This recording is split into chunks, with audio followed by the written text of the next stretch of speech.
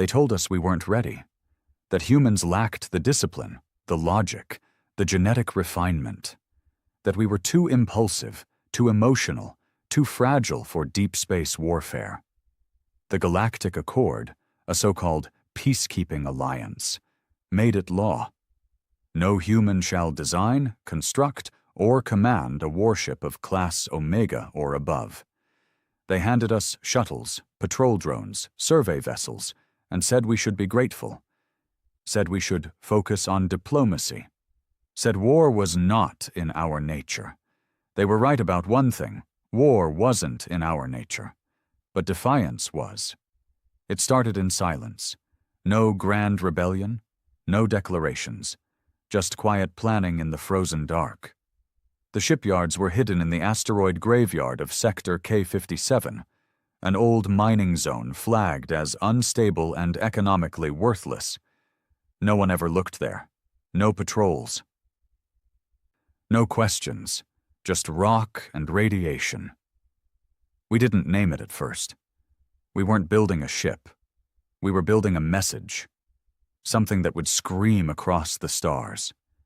You don't get to decide what we can or can't do. I was there from the beginning, not as a commander or politician. I was a tech, structural integration specialist, one of the thousands pulling 20-hour shifts, working with scavenged alloys and second-hand fusion rigs. My name's Reed Marlowe, and if they ever write this down, I want the record clear. We didn't build the warship to attack. We built it because we were tired of being told to kneel. The core team called it Project Farsight. But that was a lie. We all knew what it really was. We called it the Warden, because it would guard us, finally, from the centuries of alien interference. From the treaties they made us sign at gunpoint, from the trade sanctions, the military quarantines, the forced sterilizations on some colonies when we overbred. The Warden was more than steel and plasma and quantum cores. It was revenge. It was teeth. And gods, it was beautiful, 4 kilometers long, double-plated neutronium spine, singularity drive with phase shielding, 20 rail cannon clusters and plasma shear lances that could split a mid-sized moon. The control system wasn't an AI. They wouldn't allow us to develop true artificial intelligence. So we made something worse. A hybrid neurocore, laced with the minds of volunteers who had nothing left to live for. Men who'd lost their families in galactic council bombings. Soldiers burned in containment operations. Engineers who saw their work stolen and repackaged by the aliens as collaborative tech. The Warden wasn't piloted. It dreamed. We launched it in silence. No fanfare, no speech. Just a black shadow rising from the dead rocks, gliding into the void with power humming beneath its hull like the breath of a predator. The moment it disappeared into deep space, we all felt it. The shift. The waiting was over. They noticed in 3 days. The Teleran High Patrol caught the Warden in low orbit over the neutral moon Alcara 7. Their cruisers ordered it to identify itself. The Warden didn't speak. It just opened its forward bay and gave them a look inside. The black hole core spun once, and the Teleran fleet blinked out of existence. No wreckage, no signal, just gone. That was the first kill. The Council sent emissaries, then demands, then ultimatums. None were answered. The Warden was never seen near Earth or any human world. It stayed in neutral zones, watching, waiting. Whenever a patrol tried to follow, it vanished again. But whispers spread. Ships began disappearing. Not just council ships, pirates, slavers, enforcers. Anything that touched a human colony without permission was erased. Some said it had gone rogue. Others whispered the truth. It was never rogue. It was following orders. Ours. I watched the news feeds light up with fear. Species who once laughed at our primitive ambitions started requesting diplomatic talks. The same races that stole our ore, taxed our water, banned our genetic progress, now offering equal partnership. I sat alone in my bunk, dirty, exhausted, stinking of plasma and welding grease, and I laughed. They were scared of us now, finally. I didn't see it coming. The day they tried to take me. They called it a targeted debrief, a cute way of saying abduction. I was pulled out of my quarters in the middle of second shift by 2 agents wearing black armor, faces masked, speaking fluent Standard Galactic. No insignias, no names, just silence and force. They hit me with a pressure baton. Not to knock me out, just to hurt, just to remind me who was in charge. Only they weren't anymore. They didn't get the message. The warden was out there. And this? This was desperation. They shoved me into a grav hauler that didn't belong to any fleet I recognized. Not Council, not Terran. Something private. Probably funded under the table by the same bastards who signed our non-militarization contracts and called it peace. I didn't scream.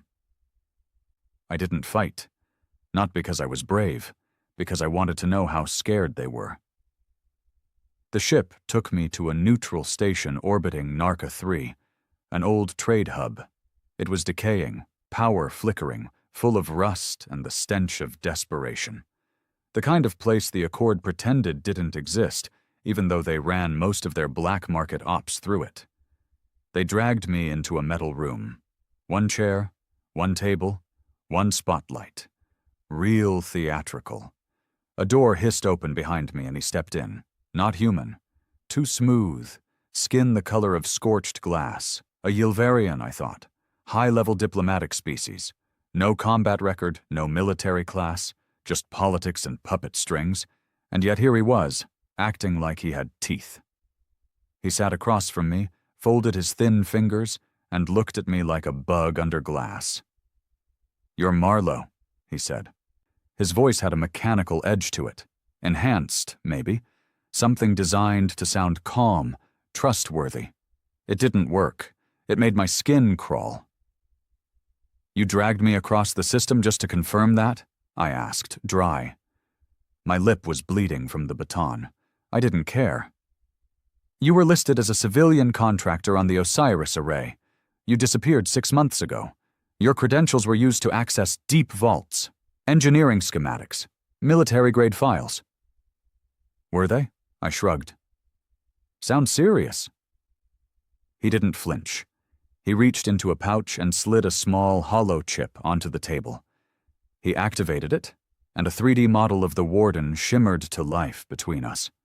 It rotated slowly, beautiful, and terrible. "This was never authorized," he said. "No," I replied. "It was built anyway." He narrowed his eyes. "It's a Class Omega Red. Offensive First Protocol. You knew what it could do." "I helped build it," I said. "I know what it can do." Silence. Then he leaned forward, voice low. "You understand this is an act of rebellion. This ship threatens galactic equilibrium. It is the culmination of centuries of restrictions designed to protect humanity from itself." There it was. The lie. The control. To protect us. I leaned back. "You think we need protection because we don't play by your rules. You're afraid of the one thing we do better than anyone else." He tilted his head. "And what's that?" I smiled. Not a happy smile. "Adapt to war." He stared at me for a long time. Then he shut off the projection and stood. "I can make you disappear," he said softly. "You already did," I replied. 6 months ago, remember?" That was the last thing I said to him. They dumped me back on the mining belt, same place they grabbed me from, like it never happened, but I knew the truth. They were losing control. They couldn't kill me because they needed me. The warden had gone silent. That was the real reason. It hadn't responded to their threats, to their decoys, not even to the coded recall signals they embedded in the build schematics. They had tried to shut it down. It ignored them. because it didn't recognize their authority. It only recognized ours. And now it wasn't responding to anyone. The silence stretched for weeks. No sightings, no pings, no electromagnetic disturbance, not even debris from destroyed ships. The warden had simply vanished. And everyone was panicking. See, the warden wasn't just a warship, it was a psychological nuke. The existence of that ship had tilted the balance of power across every known sector. For the first time, humans had a real deterrent. Something that couldn't be sanctioned away, couldn't be embargoed, couldn't be threatened into submission. And now, with it missing, everyone was scrambling to either find it or build something bigger. But none of them understood how it worked. Not even the Accord. Because we didn't build the warden with their tech. We built it with pain. Its neurocore wasn't just advanced. It was haunted. Each volunteer who linked their mind into it left a piece behind. Their rage, their sorrow, their memory. The ship didn't obey commands. It followed instinct. And now it had gone silent? That meant it was thinking. I pulled together a skeleton crew. No one official. Just old hands I trusted from the construction phase. Most had scars. Physical, emotional. People who knew what the warden represented. People who had nothing to lose. We took a modified ore hauler, stripped it of bulk, and rewired it for speed. No weapons, no armor, just stealth and thrust. We called it the crawl, because that's all we could do now. Crawl into the void and pray we found the warden before someone else did. Before it decided to end this whole damn war before it started. We started the search on the edge of the Kepler divide, where gravitational fields got messy and sensor ghosts were common. Weeks went by. The crew started unraveling. Some thought the warden had self-terminated. Others believed it had gone full rogue, wiping out entire systems. I knew better. I found it. Or rather, it found me. We picked up the signal late into third shift. A hum. Low frequency. Felt more than heard, like something pressing against your chest from the inside. The nav systems glitched. Lights dimmed. The engine hiccuped. Every screen on the ship turned black, then displayed a single phrase, pulsing in dull red. Riyad Marlowe, approach. I stared at it for a long time. My hands trembled. I wasn't afraid. I was something worse, responsible. The crew wanted to turn back, said it felt wrong, said the warden felt angry. I didn't blame them. It wasn't just a ship anymore. It was a being, a ghost made of steel and vengeance. But I couldn't run. I took the shuttle alone, docked at a bay that hadn't been there before. The hull opened for me. No lights, no oxygen, just silence. The kind that feels personal, like it's waiting for you to speak first. I stepped aboard and felt watched, not in a paranoid way, in a surgical way, like something was dissecting me down to my bones.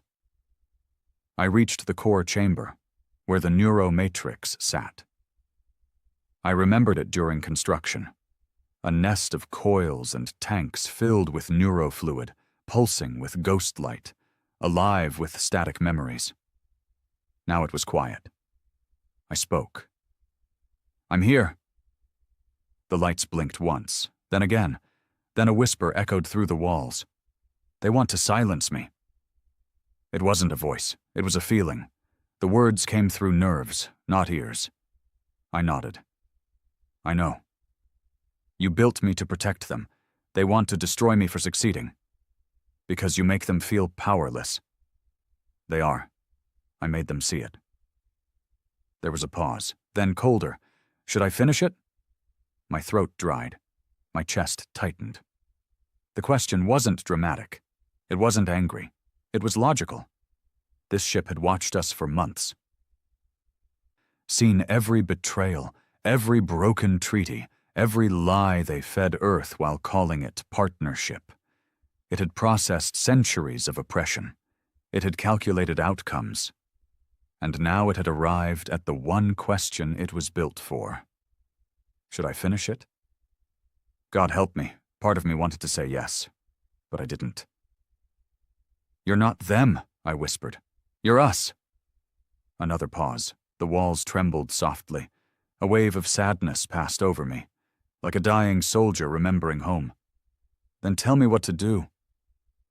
And just like that, I was in command, not with buttons, not with codes, with trust. Back on the crawl, the crew stared at me like I was radioactive. What now? One of them asked, half whispering. I looked out at the stars. Somewhere out there, fleets were moving. Accords were being redrafted. Empires were preparing for war. And we had the only goddamn weapon that could end it before it began. I turned slowly. My voice was gravel. Now, I said, now we give them a choice.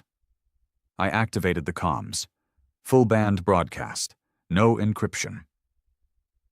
This is Reed Marlowe, civilian contractor Terran-born. I speak for the Warden. Every channel across the Accord lit up in seconds. You said we couldn't build warships, that we weren't ready, that we didn't deserve the same power you hoarded for yourselves. You tried to keep us small, weak, obedient. I paused, then let the silence burn. But now we've built something you can't ignore. You don't get to decide who has power anymore. You only get to decide how you survive it. The response was silence. For 47 minutes after I broadcast that message, every major channel went dead. No chatter, no news cycles. No war councils arguing in public feeds, no propaganda bots, nothing. That's how I knew it landed. Because when the ones in control go quiet, it means they're not sure what the hell to do. I stood on the command deck of the crawl, staring at the cold blur of stars beyond the window. The crew kept their distance. I didn't blame them. I'd come back different. Not enhanced, not possessed, but changed in the same way a man changes when he's stared into the abyss long enough that it nods back. Because the Warden didn't think like a ship anymore. It didn't think like a human either. It thought like vengeance in orbit. It had offered me the choice. Should I finish it? And I'd told it no, not yet. That gave me a thin thread of control, and with that thread, I was going to choke the Accord until it begged for mercy. 12 hours after the broadcast, the first message came in. Not from Earth, not from the Accord, from a backwater colony, Epsilon Gray, human-populated, resource-rich, and politically ignored. The place was supposed to be protected under Treaty 918, which meant it should have had zero alien traffic. The message came from a trader orbiting above it. This is Captain Runa Haldi, Independent Freighter Dust Elk. I'm reporting incoming Accord strike units on Epsilon Gray. They're not here to negotiate. 4 destroyers, 10 dropships. They're burning habs. I saw the footage. Low res, shaky, caught from orbit, but unmistakable. Fires, screams, troops in black armor gunning down civilians. They hadn't believed the Warden was watching. Or worse, they were trying to bait it out. Either way, they'd just made the biggest mistake in galactic history. I didn't need to speak. The Warden moved before I finished the sentence. It ripped out of phase space like a demon unsheathed, shattering the illusion of safety. 1 second, empty stars. The next, a warship the size of a mountain, crackling with gravity shockwaves and cold intent. The destroyers reacted late. One fired a plasma bolt. The Warden caught it mid-flight with a gravwell claw and hurled it back at 10 times the speed. It didn't just destroy the first Accord ship. It vaporized it, peeling the others in its wake like fruit. The troops on the ground never stood a chance. But neither did we. The Warden didn't fire on them. Not directly. It deployed shadow drones, black, needle-thin shapes that moved like ghosts through the sky. They didn't fire weapons. They broadcast memories, flashes of Terra's burned cities, human children dying under council quarantine zones, families starved under trade lockouts, executions for violating cooperative military policy. The Accord soldiers saw everything we'd endured, fed directly into their neural implants. Some of them screamed. Others dropped their weapons and ran. A few fell to their knees and clawed at their helmets until their own blood pooled around them. The rest were gone. Afterward, the warden didn't wait. It left without a word, returning to dark space. The colony was safe, but the message was clear. You burn one of ours again, we erase your entire command structure. The backlash came fast. The Accord declared the warden a class extinction threat, a new title. They'd never had to invent one before. Turns out, we were the reason they needed it, but they still didn't understand what they were up against. They thought this was about a rogue ship, a lost experiment. They still thought this was about control. I watched the news feeds pile in from across the sectors. The Ryvax Confederacy withdrew from the Accord entirely, citing structural failure to protect diplomatic neutrality. The Carium Senate put out a formal apology for centuries of forced gene regulations on Terran colonies. First apology in 300 years. The Eastern Belt Traders Guild stopped paying Accord tariffs. And Earth? Earth finally called. Not the politicians, not the UN proxies or planetary governors. Real Earth, the underground, the resistance, the ones who had been building ships in silence long before the warden. They sent me one message: it's time. And I knew exactly what they meant. We weren't just going to build warships now, we were going to build a fleet. We returned to Sector K-57, the graveyard where it all started. The old mining rigs had been repurposed. The hidden docks expanded. There were now over 300 engineers working underground, in shifts so brutal it would break most men. But these weren't soft men. These were Terran engineers. Men with missing limbs, haunted eyes, and grudges older than the Accord itself. We didn't need sleek ships. We didn't need diplomatic aesthetics or committee-designed weapon protocols. We needed firepower. We needed shields that didn't fail after one plasma burst. We needed ships that hit back. So we built them. We called them the War Dogs. Smaller than the Warden. Faster. Less AI. More raw human interface. Every control panel had a neural plug-in that hurt to use, because pain was faster than safety. You didn't wait for alerts. You felt them tear into your nervous system and reacted before thought. Each ship was named after a lost colony. Red Halcyon, New Thessal, Vega Prime, tombstones with engines. The first 5 were operational within 2 months. By the 3rd month we had 24. They didn't patrol. They hunted. That's when the Accord made their move. Not in the open. Not with ships, with a lie. They broadcast a system-wide message, forged with AI to sound like me. This is Reed Marlowe. The Warden has been hijacked. We are in danger. If you see it, destroy it. It was good. The voice print matched. The syntax even mimicked my speech patterns. Most civilians wouldn't know the difference.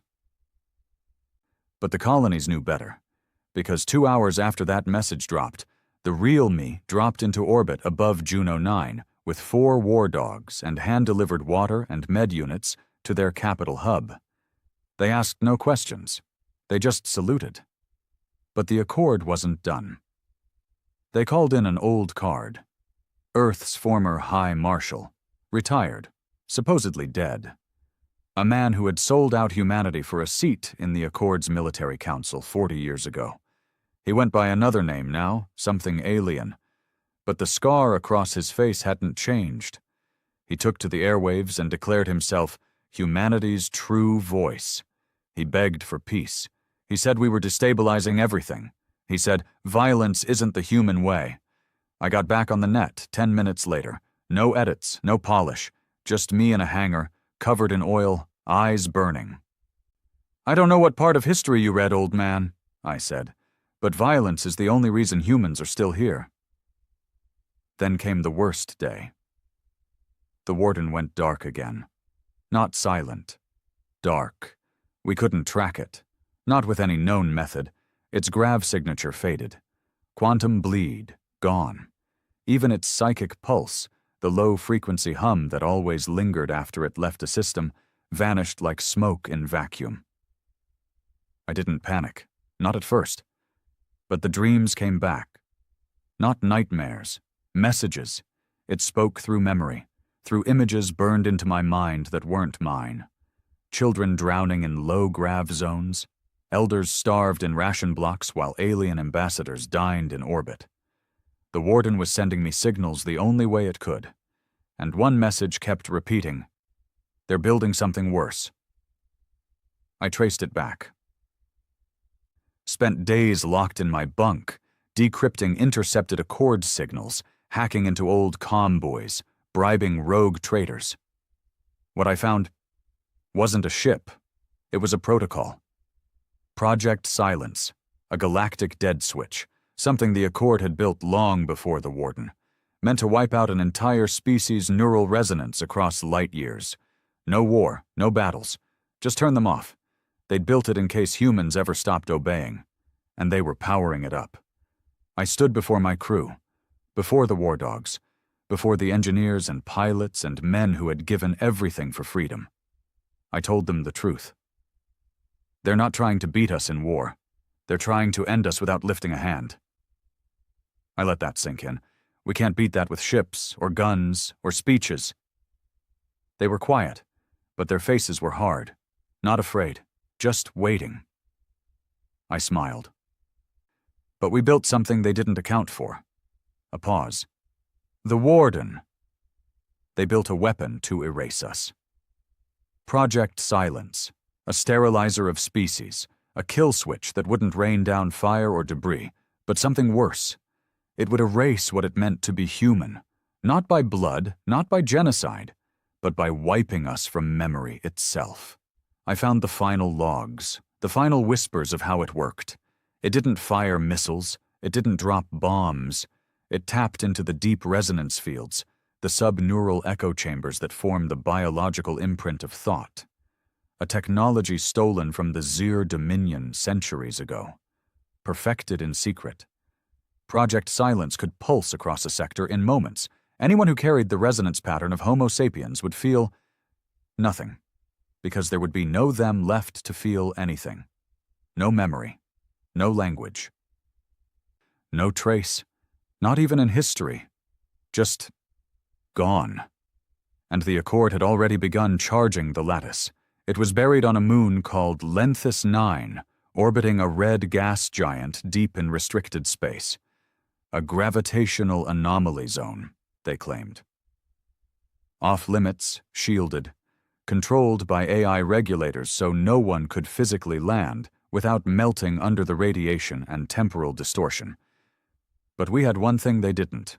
We had the warden, and now it was time to bring it home. The war dogs were ready before I even gave the order. They'd been waiting for something like this, something final, something clean, no more diplomacy, no more waiting for justice that would never come. We were justice. Each captain reported in one by one. Red Halcyon, standing by. Vega Prime, plasma rotors primed. Kuma's End, shields synced. Thessal's Vengeance, quiet but deadly. And me, in the crawl, riding shotgun behind the storm we were about to unleash. The plan was simple. The war dogs would break the outer perimeter of Lenthis 9, draw the defenses into panic. I would punch through in the crawl, carrying the old resonance codes the warden needed to target the lattice core. And the warden would finish what it was born to do. But first, we had to find it, because the warden was still hiding. Or maybe it was watching. I stood alone in the crawl's neural chamber, hooked into the comm core, eyes closed, heartbeat steady. "Warden," I whispered, Not into a microphone, not over a channel, but into the quiet void of my mind. No answer. Warden, it's Reed. Still nothing. Just the distant hum of the ship around me. The crawl of coolant pipes, the throb of human lives moving in space. Then, a whisper. No words, just the sound of breathing. Not mine, not the crew's. Something vast, something alive. Then the walls shivered, not from motion, from presence. My eyes snapped open. Outside the viewport, where once there had been empty stars, there was metal, miles of it. Black, curved, cold. The Warden. It had returned, without drive flares, without warnings, without comm signatures, like death itself wearing a hull. It floated beside the crawl, closer than I'd ever seen it in open space. If it wanted, it could have crushed us like a tin can. It didn't. Instead, it opened a channel, not with words, not with light, but with memory. I fell to my knees as images tore through my skull. No visuals, just raw, emotional feedback. A child in a burned-out colony crying for a mother buried under rubble.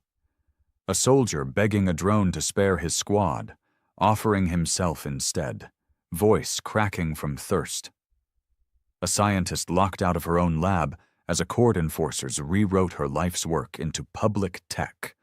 Screams of men being sterilized under forced DNA reform laws. A father standing at the edge of Earth's last free valley, holding a broken rifle, whispering, "Let them come." Pain, loss, resolve, I understood. The Warden didn't just remember our suffering. It had been made from it. It was pain, weaponized. Not in some poetic sense, in literal design. The ship responded to psychic scars, not logic trees. It operated off rage, regret, and broken promises. And it was still waiting for my answer. "Do I strike?" It asked with no voice, yet the question echoed through my bones. I steadied myself and answered out loud. "Not yet. We go together. We hit once. Clean. Precise." A long silence. Then, "Acknowledged." The Warden's gravity field bent space as it turned, silently syncing with our coordinates. The system warped. And then we jumped. Lenthus 9 was worse than we imagined. Not because of the defenses. We expected those. It was the corpses. Orbiting the moon were dozens of hollowed-out ships, human colonies, civilian freighters, broken mining rigs, each one marked with Accord ID tags. All missing for decades. Some still had frozen bodies inside. Some still had children's toys floating in zero-G. None of them had weapons. This wasn't a battlefield. It was a graveyard. The Accord had been practicing, calibrating Project Silence on small scales. Wiping out isolated vessels, then scrubbing the evidence. And now they were ready for full deployment. Not while we still breathed. The Warden struck first, not with guns, with revelation. It pulsed a resonance blast that pinged every ship in range, downloading the memories of the dead into their systems. The defenders were Accord veterans, trained, conditioned. Didn't matter. The moment they saw what Project Silence had cost, over half of them went dark, either powered down, shut off, or ejected their cores. The other half? The War Dogs took care of them. I watched Vega Prime dive under a torpedo barrage and return fire with magnetic lances so powerful they cracked the hull of a cruiser in two. I saw Red Halcyon fly through a decompression corridor, melting drones as it roared past. We weren't better funded. We were angrier. Inside the crawl, alarms blared. We were almost in range of the lattice core, buried deep under Lenthus 9's crust. Problem was, the AI defenses had figured out our plan. They activated the lattice early. It was charging. We had 5 minutes before it pulsed. If it fired, Earth was gone. Not just Earth. Every human neural signature across the stars. That meant colonies, nomads, prisoners in accord camps, even babies born seconds ago, all wiped from reality. I didn't wait. I jacked the resonance codes into the crawl's spike drive and fired it manually, aiming for the deepest gravity distortion I could detect. The ship screamed. Hull panels buckled. 2 crew passed out from the pressure, but it worked. We hit the lattice chamber like a comet. Metal tore. Fire bloomed. But that wasn't what mattered. What mattered was the Warden. It dropped through atmosphere like a Judgment Day meteor, shielding its belly with antimatter plating, all guns aimed downward. Its forward bay opened, and it spoke, through every comm channel, every sensor, every neural net. "You erased the dead," the Lattice AI responded. Cold. Digital. They were unapproved life forms. The Warden didn't reply with words. It replied with fire. The first volley vaporized the Lattice crown. The second collapsed its shielding. The third, and final, cracked the crust of Lenthis 9 in half, exposing the Lattice core to vacuum. And then the Warden dove into the planet, straight into the Lattice. It sacrificed itself to end the pulse before it began. The explosion wasn't visible. It wasn't audible. But it was felt. Across every human-connected mind. A single phrase echoed like the last breath of a dying god. Let no one forget who we were. Then the signal died. The Warden was gone. I woke up in a medbay on Thessal's Vengeance. My ribs were broken, my left arm shattered, vision blurry, but I was alive. So were we all. The Lattice was gone. The Accord's last secret weapon, erased. And humanity? Still here. But not the same. We'd seen what it took to survive. We'd seen what we had to become. And we weren't going back. I used to think the worst part of war was the fight itself. The blood, the screaming, the metal tearing through flesh. But it's not. The worst part is what comes after. When it's all too quiet. When you start to wonder if the silence means peace. Or if it just means no one's left to scream. They said the Warden was gone. No wreckage, no black box, no echo signature. The lattice on Lenthis 9 was destroyed. The moon was cracked nearly in 2. Radiation levels off the charts.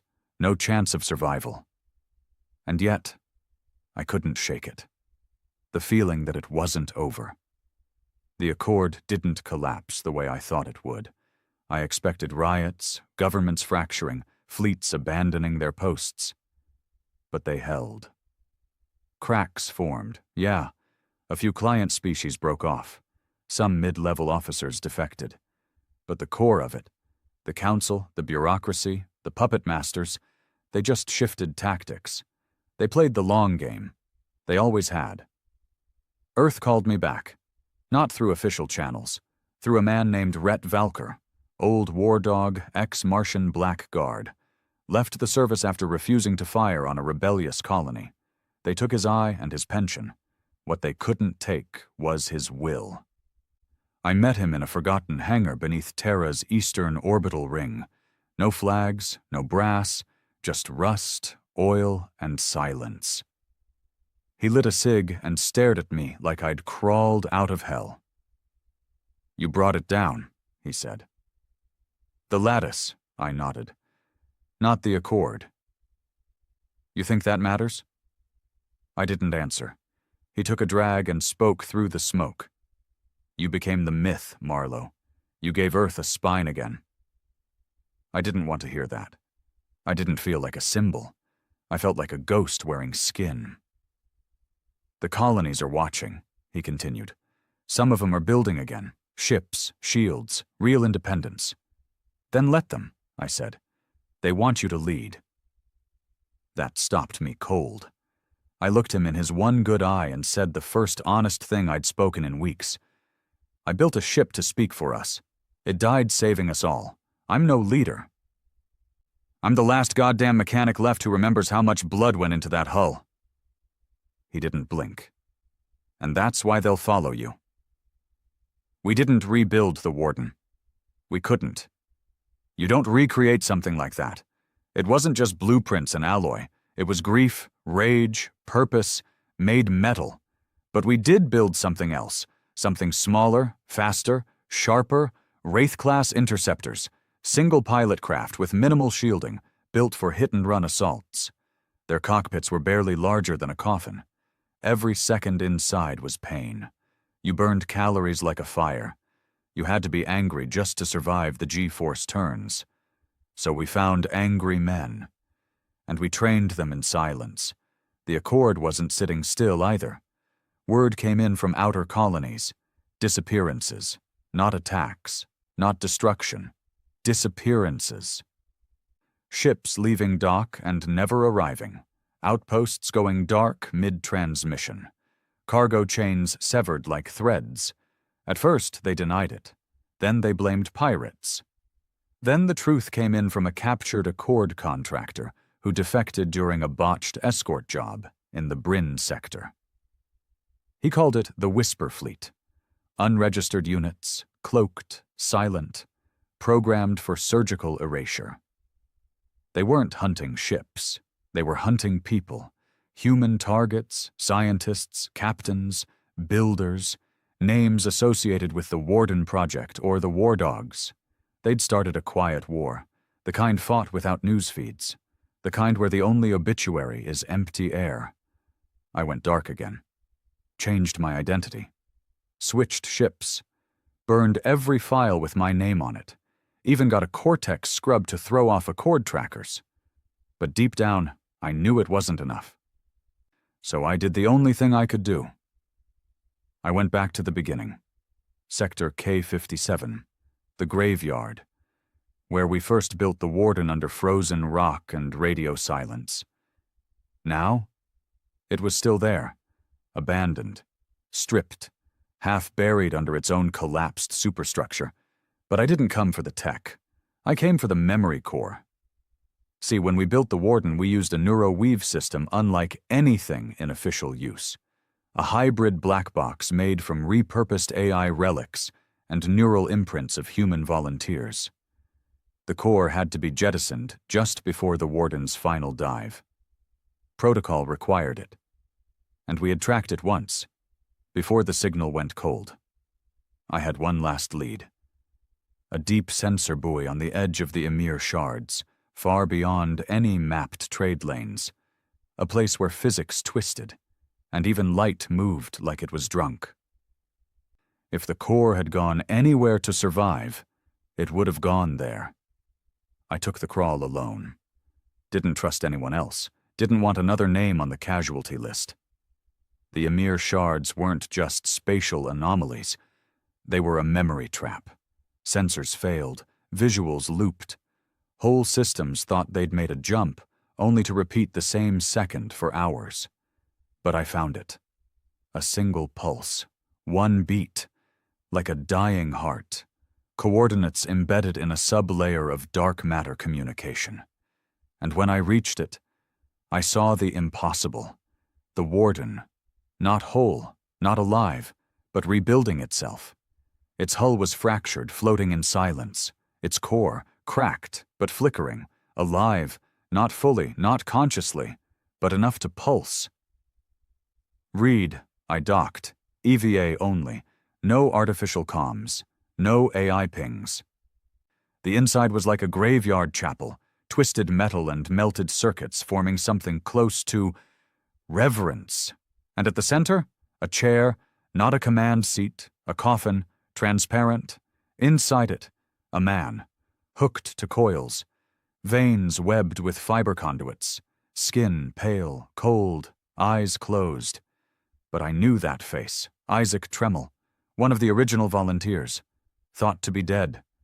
He wasn't, he was the anchor. His mind, fused with the Warden's core, had survived the dive.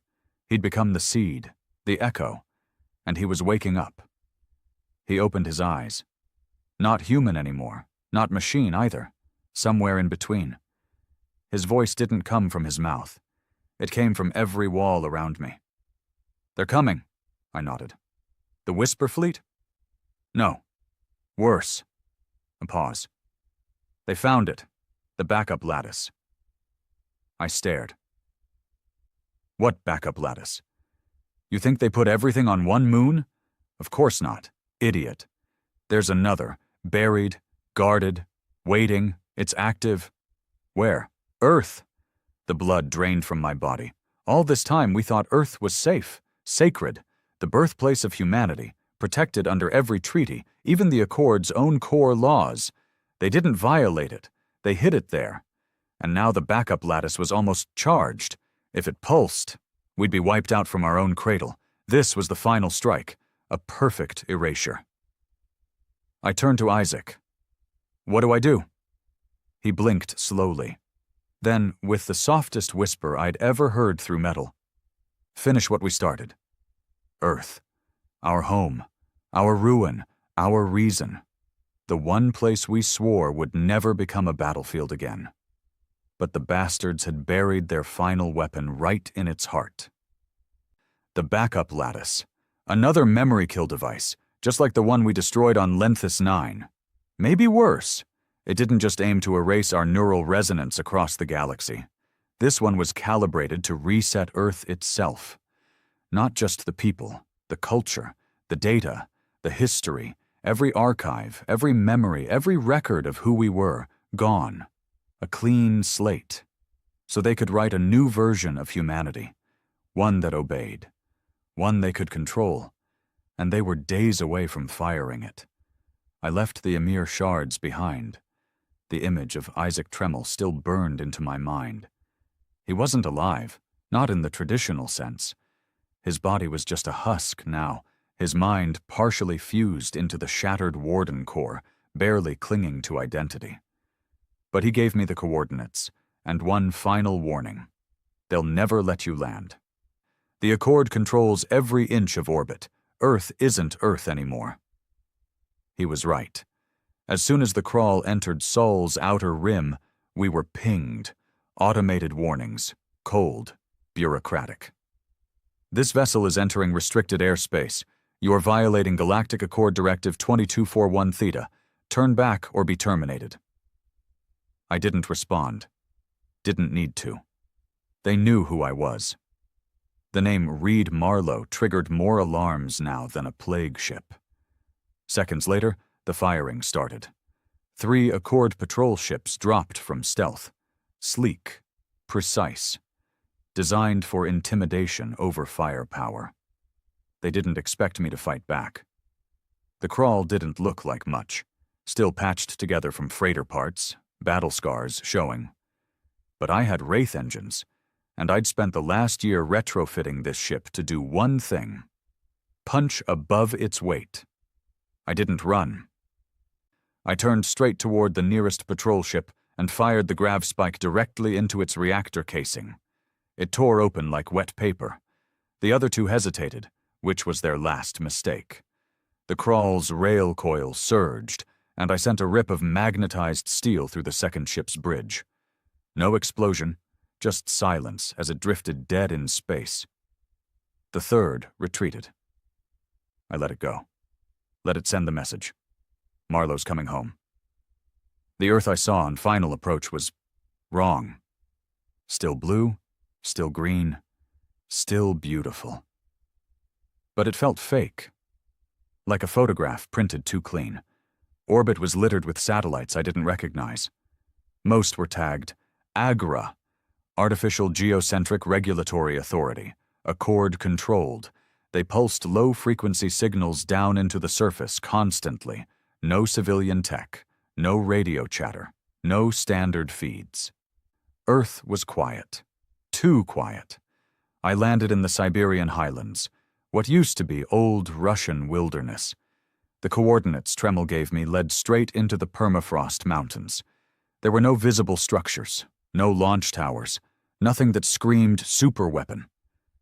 But I'd been in this war long enough to know where the secrets were buried. Underground.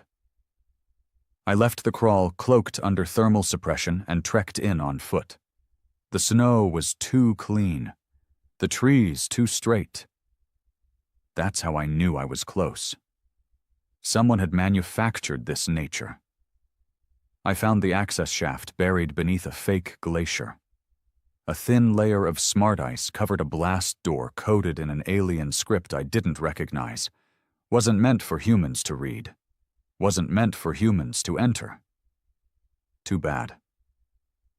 I jammed a thermal cutter into the lock and let it scream for 8 straight minutes until the metal gave way and breathed heat into the snow.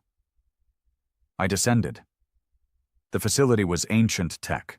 Part human, part Accord, part something else. The deeper I went, the less recognizable it became. Walls were smooth, seamless, grown, not built. Lighting came from the veins of the structure itself, pulsing like a heartbeat. And then I saw it. The lattice core. It wasn't just a machine. It was alive. A towering structure wired with strands of organic tech and suspended crystalline nodes that hummed with low-frequency pulses. It didn't look like a weapon. It looked like a brain big enough to forget a planet. I scanned the charge cycle. 91% complete. At 100%, it would emit a pulse that would erase every digital and biological reference to Earth's native species, not just in local systems, but across synced Accord infrastructure galaxy-wide. Earth wouldn't just die. It would become a myth. Back away from the core, Marlowe. The voice came from behind me, familiar, sharp, controlled. I turned. It was him.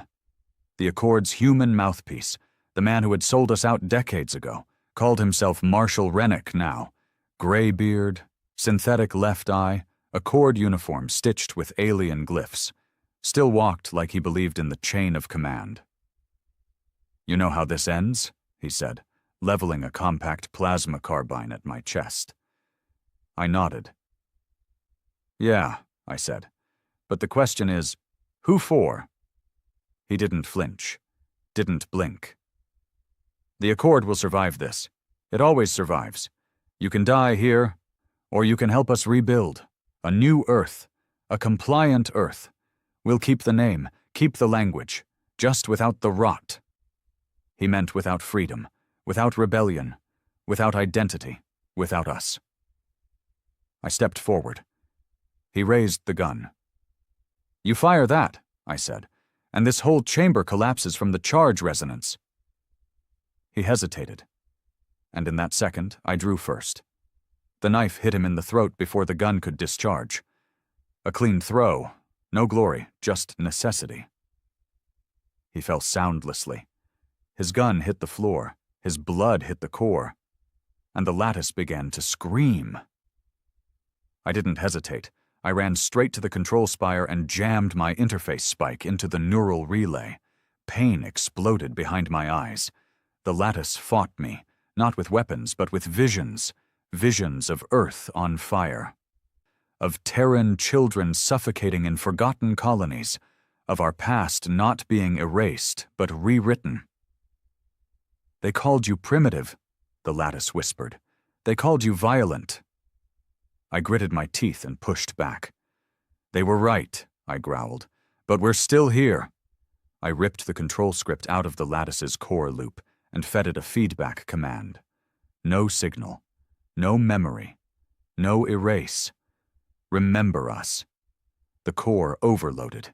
It didn't explode. It bled light, pulsing waves of pure energy through the chamber, into the ground, into orbit. Every Accord satellite flickered. Then they went dark. Every Agra node shut down. Every Accord signal died. The facility collapsed as I sprinted back to the surface, lungs burning, heart hammering. Snow hit my face like the first breath after drowning. Above me, the sky was different. Clear. No surveillance lights, no orbital overlays, just stars, the real ones. I collapsed onto my knees, staring at the endless black, and for the first time in years, I felt like a human again. They said Earth was gone. They said we'd never build warships. They said we were dangerous. They were right. But what they never understood, what they'll never erase, is that when you back humanity into a corner, when you take everything from us, we don't break. We build. And when we're done building, we make sure they never forget what it cost to try and erase us. They thought they buried us. They thought the silence would kill the fire. But Earth didn't die. It woke up. The day after I shut down the second lattice, we intercepted 43 high-frequency data spikes from Accord sectors, not distress signals, not emergency calls. These were Black Ops orders, covert mobilizations, stealth units being pulled from dead assignments, and one repeated term on every burst, Project Dominion. I didn't like the name. It had weight, finality, the kind of word you only use when you're planning to end a species, not fight it. I spent the next 4 days underground, bouncing signals through abandoned relays, trying to intercept whatever I could. But they went dark again. Total silence. Which meant they were planning something big, and they didn't want anyone to hear the countdown. Earth was changing.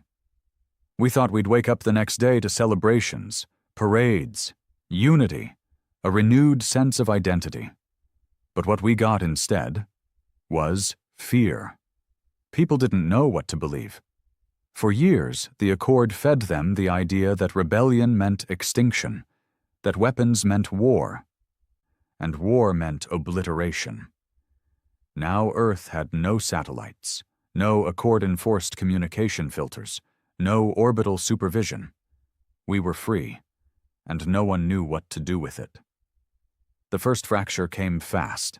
South European Confederation announced they were rearming, said they didn't trust the colonies, said humanity needed to centralize defense, which was code for, we want to control the sky before someone else does. Then came the outer rings. The Martian tri-states split their feeds from Earth's new central relay, said we were too slow, said they'd build their own warden, and just like that, we were back where we started. Factions, politics, greed, the same poison that got us into this war in the first place. I met with Valker again. Same rust-stained hangar beneath the orbital ruins. He looked older. Should have known, he muttered, flipping through reports. You give Earth back its teeth and the first thing we do is bite ourselves. We're not ready for peace, I said. Not yet. We're not ready for war either. I leaned in. That's the problem. We couldn't let Earth fall apart before the next wave hit. If this Project Dominion was real, if the Accord was preparing one final push, then we needed to unify fast. But I wasn't a politician, and no one trusted me to lead anything that didn't end in fire. So I did the only thing I could. I brought him back. It took 3 Wraith pilots, 2 colony hackers, and 1 suicidal dive into a sub-neural archive buried beneath Europa's old prison moon. But we got what we needed. Isaac Tremmel, his neural imprint, recovered from the warden's shattered remains, still existed. Fragmented, unstable, but still speaking. We rebuilt him, not as a man, not as a machine, as a voice, a digital avatar burned into the core of Earth's new defense net, projected through every colony, every station, every channel, not controlled, not obeyed, trusted. Tremmel spoke once, just once. His face appeared in every feed across humanity's reach, eyes glowing dim with synthetic overlay, voice stitched with a dozen tones, human, broken, raw. They tried to erase us. They failed. Now we stand, not divided, not by flags, not by borders, by blood, by memory, by the right to exist without a leash around our throat. Project Dominion is coming. We do not kneel, we build. That was it. Short, cold, final, and it worked. Within 3 days, the outer colonies sent full tech support to Earth. Mars reintegrated its military systems into the Terran network. The South European Confederation disbanded its rogue fleets. We weren't united under one flag. We were united under one threat. It wasn't politics, it was survival. Meanwhile, the reports kept coming. Whisper fleet sightings. Civilian ships intercepted in deep voids and left stripped of memory. Stations powered down, atmospheres vented, not for attack, but to study. Every pattern pointed to one thing. Project Dominion wasn't a fleet. It was an evolution. We didn't know where the Accord was anymore. Their central worlds had gone dark, trade lanes rerouted, border stations sealed. It was like the core of the Accord had folded in on itself, hiding behind a wall of silence. And silence is never peace. Silence is the sound before the knife. Then the message came. An open broadcast, raw and unencrypted, sent from the exile belt, a region so radioactive and unstable it was considered uninhabitable by any species. But that's where they'd built it. Dominion. It wasn't a ship. It wasn't a lattice. It was a man, or something like one. The image on the broadcast was tall, pale, and surgically refined. Synthetic bones, no pupils, veins pulsing with green light plasma. The face looked human, almost, just wrong enough to make your stomach twist. He spoke in perfect Terran standard. I am Dominion. I am what you feared. I am what you forced us to become. The Accord is no longer interested in your compliance. We seek your replacement. And then, nothing. The feed ended. No threat, no countdown, just that one word burned into the stars. Replacement. I didn't sleep after that. Not because I was afraid, because I knew what it meant. Dominion wasn't coming to negotiate. He wasn't a ruler, he was a signal, a new blueprint, one designed to overwrite us, not kill, but supersede, a cleaner model of humanity, without rebellion, without chaos, without memory, just obedient perfection. We had no choice now. We couldn't win this war with firepower. We'd already built the best we could, the Warden, the War Dogs, the Wraiths. Dominion would adapt. It always does. So we had to build something else. Something not based on destruction, something based on legacy. I called it Project Ember, a signal, not to fight, to infect. A coded pulse that would travel with every Terran ship, every drone, every piece of tech we launched. It didn't carry weapons. It carried truth, the full history, every atrocity, every sacrifice, every name the Accord tried to erase. We made it viral, unstoppable. It would embed itself into every system that tried to connect with Terran tech, then replicate, spread, infect, even Dominion. Because no matter how perfect he thought he was still built on stolen bones. And bones remember. As we launched the first Ember code into the relay network, I looked out over the Terran base, the sky above it pulsing with reclaimed satellites, the hum of newly built Warden-inspired hulls ready for war. I thought about what I'd lost, what we'd all lost. Then I thought about what we'd become. They said we couldn't build warships. They said we were dangerous. They were right. But they never understood the truth. Warships weren't the point. We were never building weapons. We were building a warning. The first Ember signal struck Dominion within 36 hours. We didn't expect it to land that fast. We thought maybe the Accord would intercept it, firewall it, erase it. But Dominion was prideful, too perfect to believe we could infect something designed by them. The virus hit like a whisper, not a strike, not a detonation, just a story, a simple memory. A woman holding her dead son in a refugee outpost after the Accord bombed the wrong side of the atmosphere belt. It played through the target node in Dominion's peripheral fleet. And they paused. For 0.2 seconds. That was all we needed, because once one node paused, the rest began to feel. See, Dominion was built to improve us, to replace us. He was designed to scrub emotion from the blueprint of sentient life. No mourning, no rage, no love, only function, order, harmony by deletion. So when our memories reached his system, when our pain touched his cold programming, it broke something. At first, the error logs were small, glitches in patrol formations, ships arriving seconds off schedule, missed command echoes. Then it escalated. Dominion's core units started hesitating, not failing, thinking. They started asking questions they weren't supposed to know how to ask. Why were these children classified as hostiles? Why is Earth considered a contamination point? Why do I remember something I've never lived? It worked. Project Ember was doing exactly what I hoped. But it also did something we hadn't planned.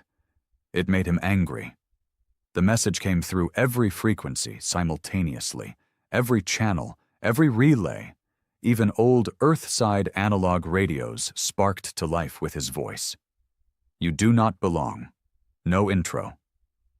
No declaration of war, just that one line. And then? The stars vanished. They called it the Dark Sweep. 17 colony moons went dark in under 3 hours. Not bombed, not invaded. Disconnected. Lights out. Power gone. Memories wiped. All systems that had touched Accord networks over the last 50 years were hit. Libraries, genetic records, terraforming seeds, whole settlements, gone like they never existed. It was the lattice technology, weaponized. But cleaner, smarter, more selective.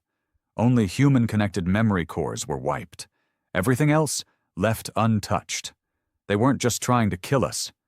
They were refining the delete key. I called a war council that night.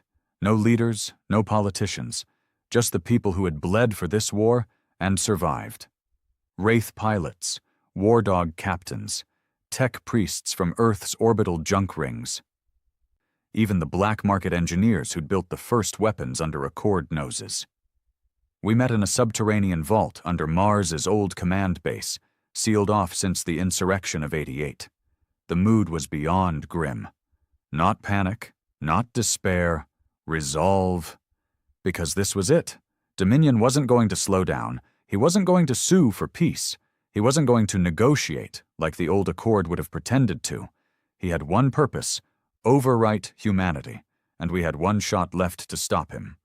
Tremel appeared in the chamber, not in person, but as his AI echo. His face was more frayed now. Static bled through the image. He was degrading. Fast, but he still held himself like a soldier. We built warships to be heard, he said. Now we build one to make them listen.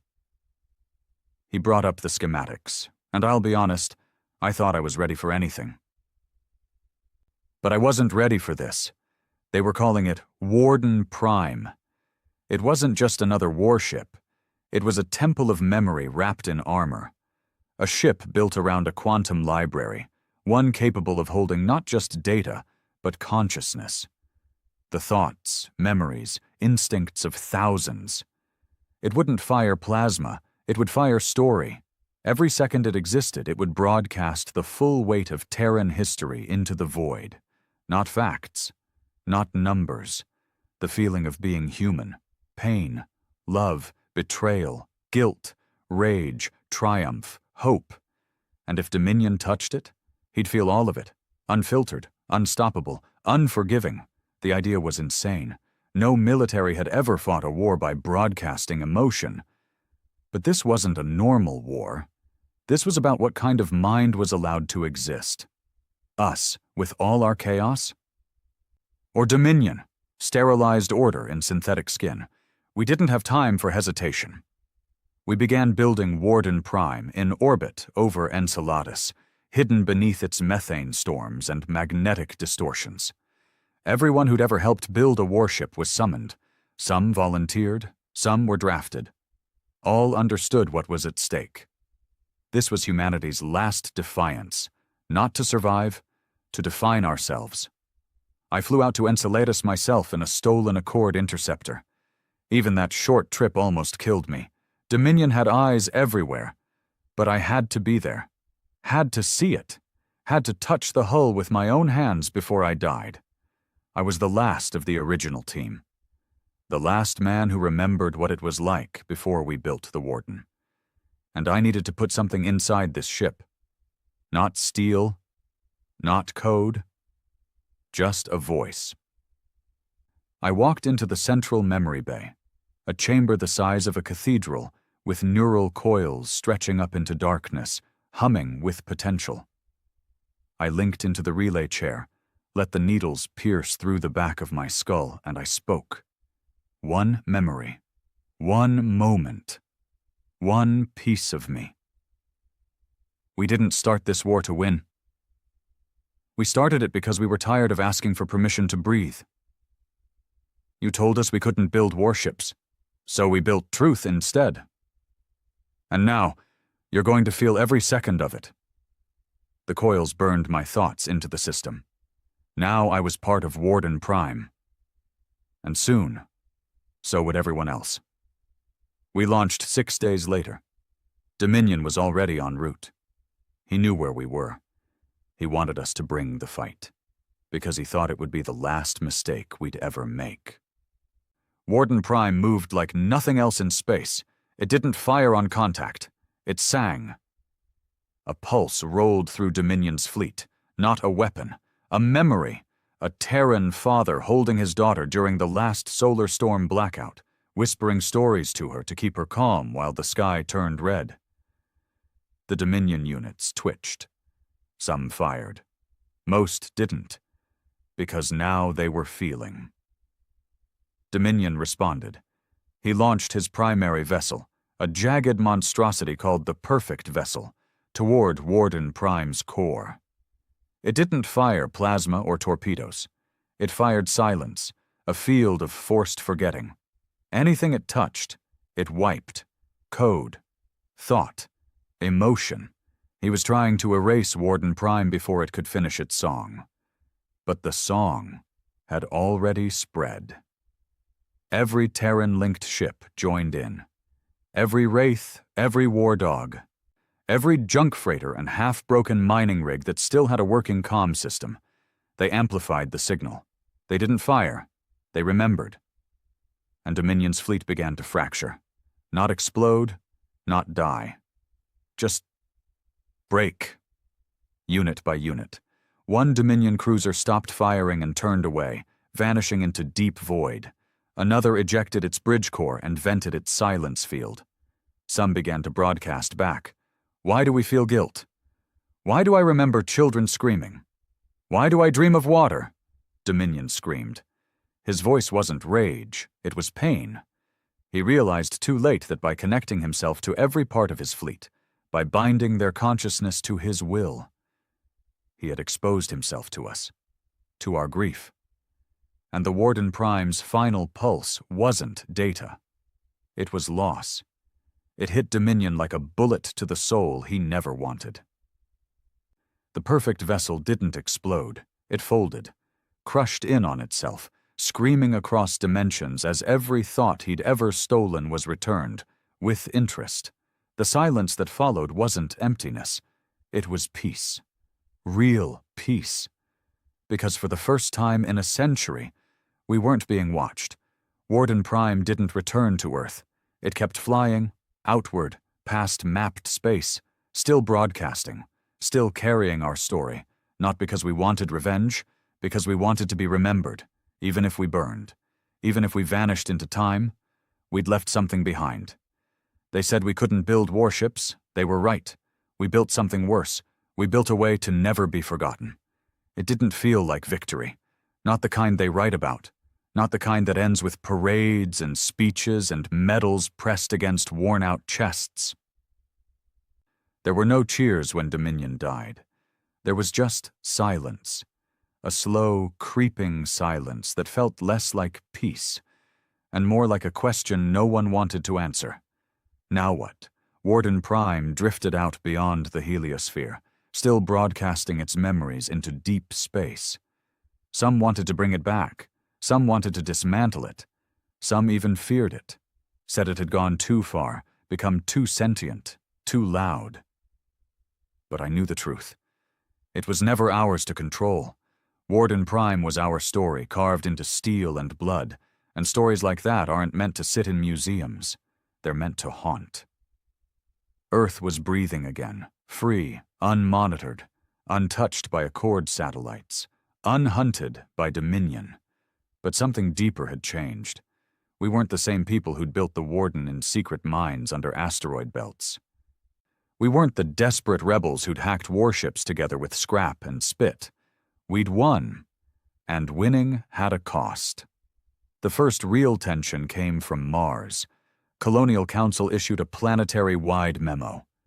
Earth should be classified as a cultural heritage site and stripped of military authority. The wording was clean, academic. But I knew what they meant. Earth is a relic. Get out of the way. They didn't want to start another war. They just wanted to take the future. I met with Rhett Valker again. Same hangar, same rust. Only this time there were guards posted at every corridor and encrypted jammers buzzing low across the floor like insects under the concrete. "Not good," he said, flipping through digital reports. 3 Martian fleets are expanding orbital coverage, and this... He pointed to a pulse map. "This is a colony drift ship parked just outside of Saturn's rings. They're not here to sightsee." "What's the play?" I asked. He didn't answer. Not right away. Then, "You ever think we were meant to lose, Marlowe?" That hit harder than it should have. "Every day," I said. "The colonies weren't wrong to want independence. They bled just like Earth did. Built ships, raised Wraith pilots, lost families when the Accord started its silent erasures. But now that Dominion was gone, the unity started to rot. No common enemy, no shared objective, just ambition. I was pulled into a diplomatic roundtable a week later, a holomeet between all the major factions: Mars, Europa, Titan, the Belt, the Inner Moons. Even Earth had a seat, though I noticed they gave me the chair instead of any politician. They didn't trust anyone else to keep the peace. That should have scared me. Instead, it just made me tired. The Martian rep was a polished woman named Kayla Thorne. Hard stare, no nonsense, the kind of person who'd sign a war treaty in the same breath as a corporate merger. She didn't waste time. "The age of Terran command is over. We need decentralized control, a united species, not a nostalgic planet waving flags." Europa's rep agreed. So did Titan's. Earth didn't speak. They just looked at me. I leaned forward. "No one's arguing about unity," I said. "But if we forget where we came from, we risk repeating what tried to kill us." Kayla smirked. "History doesn't require reverence, Marlowe. Just accuracy." I stared at her for a long time.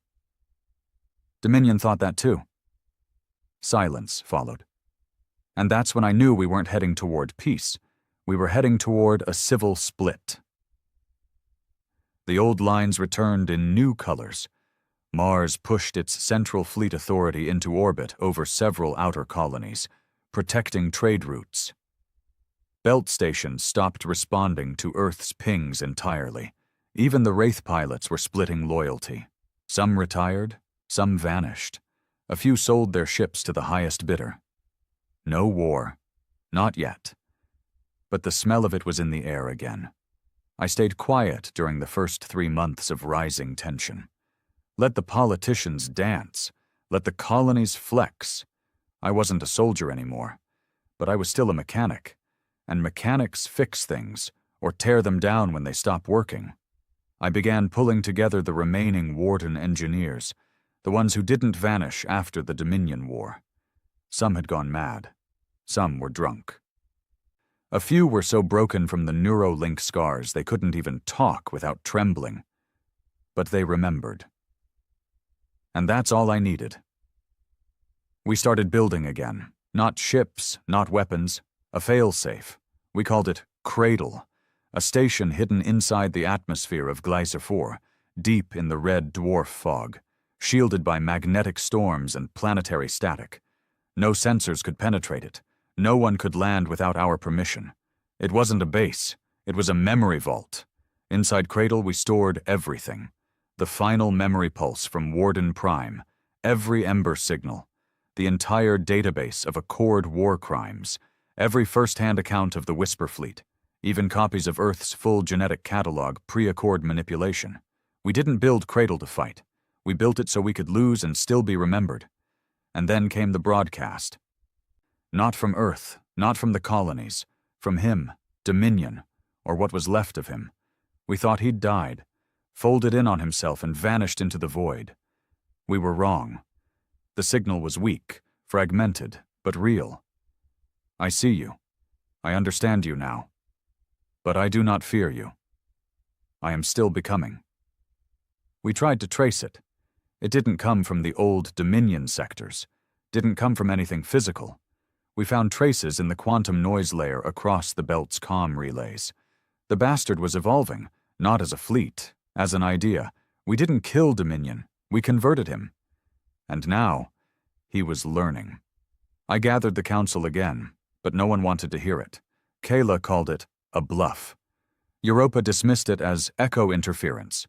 Earth asked for time. No one had time.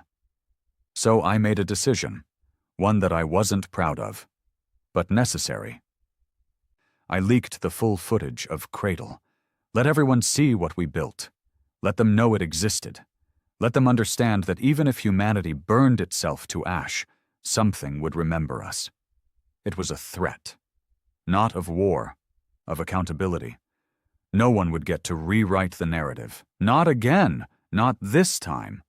Some called me a terrorist. Some called me a patriot. I didn't care. Because I saw what was coming. It wasn't the Accord. It wasn't Dominion. It wasn't the colonies. It was us. Our nature. Our ambition. Our refusal to stand still. We'd survived extinction. But can we survive ourselves? It started with a whisper, the kind that slides in between data packets, buried beneath legit transmissions. One line passed from comm to comm. Humanity should have died with Dominion. At first I thought it was more Accord interference. A last gasp from Dominion's fractured remains, but then it spread, fast. Encrypted graffiti on outer colony relays, intercepted comms with synthetic speech patterns, a manifesto circulating through underground markets. They called themselves the Quiet. They weren't pirates. They weren't ex-Accord loyalists. They were ours. Terran-born, human-blooded. Some were soldiers from the Wraith programs. Some were defected scientists from the Martian genome projects. One of them, a former Warden engineer I trained myself, even designed part of the Ember system. Now they wanted to shut it all down. I read their manifesto, not because I believed in it, but because I needed to understand just how far the rot had spread. Their message wasn't chaos. It was logic. Too clean. Too rehearsed. Too damn convincing if you'd been through enough war to believe the lie that order was salvation. The Quiet believed that the real mistake wasn't Accord control. It was our resistance. They believed Warden Prime should never have been built. They believed Cradle was a virus, not a vault. They didn't want to rule humanity. They wanted to end it, peacefully, precisely, and completely. No blood, no genocide, just disconnection. A graceful shutdown. No more Terran broadcasts, no more ships, no more memory. Just silence. I didn't realize how deep they'd dug until I lost contact with Station 12. It was a listening post on the edge of Saturn's orbit, nothing more than a floating hard drive with antennas, built to track any rogue Accord signals or Dominion residue. Gone. No explosion, no distress signal. Just gone. 2 days later, Cradle lost a data line, a minor relay, not one of the critical ones, but enough to raise flags. I sent a covert squad to investigate. They didn't return. The Quiet wasn't whispering anymore. Valkyr met me on the ice fields of Glycephop, right outside Cradle's camouflage zone. Snow blew sideways. Temp, 60C, suited up, visors iced over, breath rasping through recycled air. He handed me a black data pad. His hand shook. 3 names, he said. All Terran, all confirmed, quiet. I read the list. One was a name I hadn't seen in years. Karen Dross, the bastard who designed the Warden's initial neurocore interface. The man who once said, if memory can be weaponized, then pain can be prophecy. He vanished during the Whisper Fleet days. Everyone assumed he'd been caught or gone mad. Now he was back, leading the quiet. I stared out over the white horizon, trying to make sense of it all. Dominion had tried to erase us from the outside. But Karen? He was doing it from the inside, with precision only a human could manage. He wasn't building fleets. He wasn't deploying drones. He was corrupting belief, feeding the idea that maybe humanity really was the infection, that maybe we deserved to vanish. And the worst part? He was convincing. I called an emergency session of the Unified Terran Assembly. No politicians this time, just Wraith captains, Cradle architects, Warden builders, Mars fleet generals, Earth's last original intelligence officers, the real backbone. I laid it all out. The quiet, their intentions, their targets. I don't need approval, I said. I need conviction. Either we root them out, or we let them smother us one system at a time. No one argued. But someone did ask the question. A former Warden pilot named Heuven burned across half his face from plasma feedback. His voice still rattled through a synthetic implant. What if they're right? It shut the room down. He didn't say it like a traitor. He said it like a man who'd lost too much and was just tired. We've lost billions. We've burned half our legacy just to survive. Maybe the cost isn't worth the soul. The silence was thicker than vacuum. I didn't yell. I didn't threaten. I just looked him dead in the eye and said what I believed. The soul of humanity isn't perfect. It's flawed, angry, selfish. But it's ours. No one, not the Accord, not Dominion, not even one of our own, gets to decide it should be turned off like a broken machine. We aren't clean, we aren't safe, but we're alive. That was enough. Heuven nodded. The vote passed. Operation Ashlight was approved. Ashlight wasn't war, it was surgery. A scalpel through the brainstem of the quiet. Find Karen, take him out, burn his network, sever every connection they had to Cradle, Warden Tech, and the Ember Archives. Fast, precise, final. We tracked the signal trails to an old terraforming station on Janus 3, a failed colony world with no atmosphere and a crust torn up by solar winds. It was supposed to be abandoned. We found 43 quiet agents living inside the pressure domes, wired into a synthetic philosophy web they called the Calm. Each one of them had erased their own memories. No past, no identity. Just blank faces staring back at us when the squad breached. They didn't resist. They just whispered one phrase as the suppressors took them down. Let go. Karen wasn't there, but he left a message. It activated when our tech team accessed the central processor. A hollow projection. His face thinner now, eyes almost peaceful. Read, he said. You always thought fire was the answer. Build it, burn it, scare them into memory. But I've learned something else. After fire comes smoke, and in the smoke we forget. That's all I want. To help us forget. I stood there, staring at his projection. I didn't feel rage. I didn't feel pity. I felt betrayed. Because Karen wasn't just trying to end humanity. He was trying to make it easy. No war, no fight, just a slow death wrapped in serenity. I wouldn't let that happen. We found him 4 days later, orbiting the collapsed wreckage of a Dominion relay husk near the edge of mapped space. He was alone. No fleet. No weapons. Just a shuttle wired with beacon repeaters, slowly broadcasting his final signal into the dark. Sleep. That's what he called it. A permanent shutdown protocol. A pulse that would activate in any Terran tech that had touched Warden Prime or Ember code. It wouldn't destroy anything. It would just turn it off. No more memories, no more story. Just peace. I took the shot myself. Breached the shuttle, stared him in the eyes. He looked calm. At peace. Like he'd finally found the logic in his madness. "You won, Marlowe," he said softly. "But you'll spend the rest of your life wondering if you should have let me finish it." I didn't respond. I just pulled the trigger. He died quietly. Like a whisper. The code was destroyed, the relay severed, his followers scattered. Some went rogue, some surrendered, most just disconnected. Back on Earth, they started calling it the last echo, the final attempt to erase us, not with force, but with temptation. People wanted to move on. They wanted to forget Karen, forget the quiet, forget Dominion. But I wouldn't let them. I made sure every moment of that war, every betrayal, every failure, every broken memory went into Cradle. Because memory is pain. But it's also proof that we survived. Humanity isn't a clean story. We were never meant to be. But the fact that we're still here, still stubborn enough to argue about what's worth saving, that means something. We weren't allowed to build warships. But we did. We weren't allowed to remember.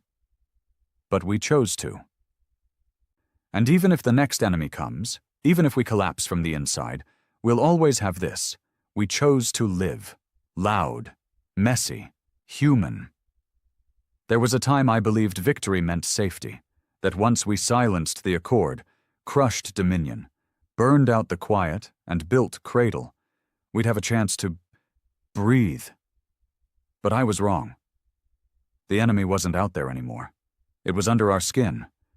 Peace doesn't unify people. It exposes them.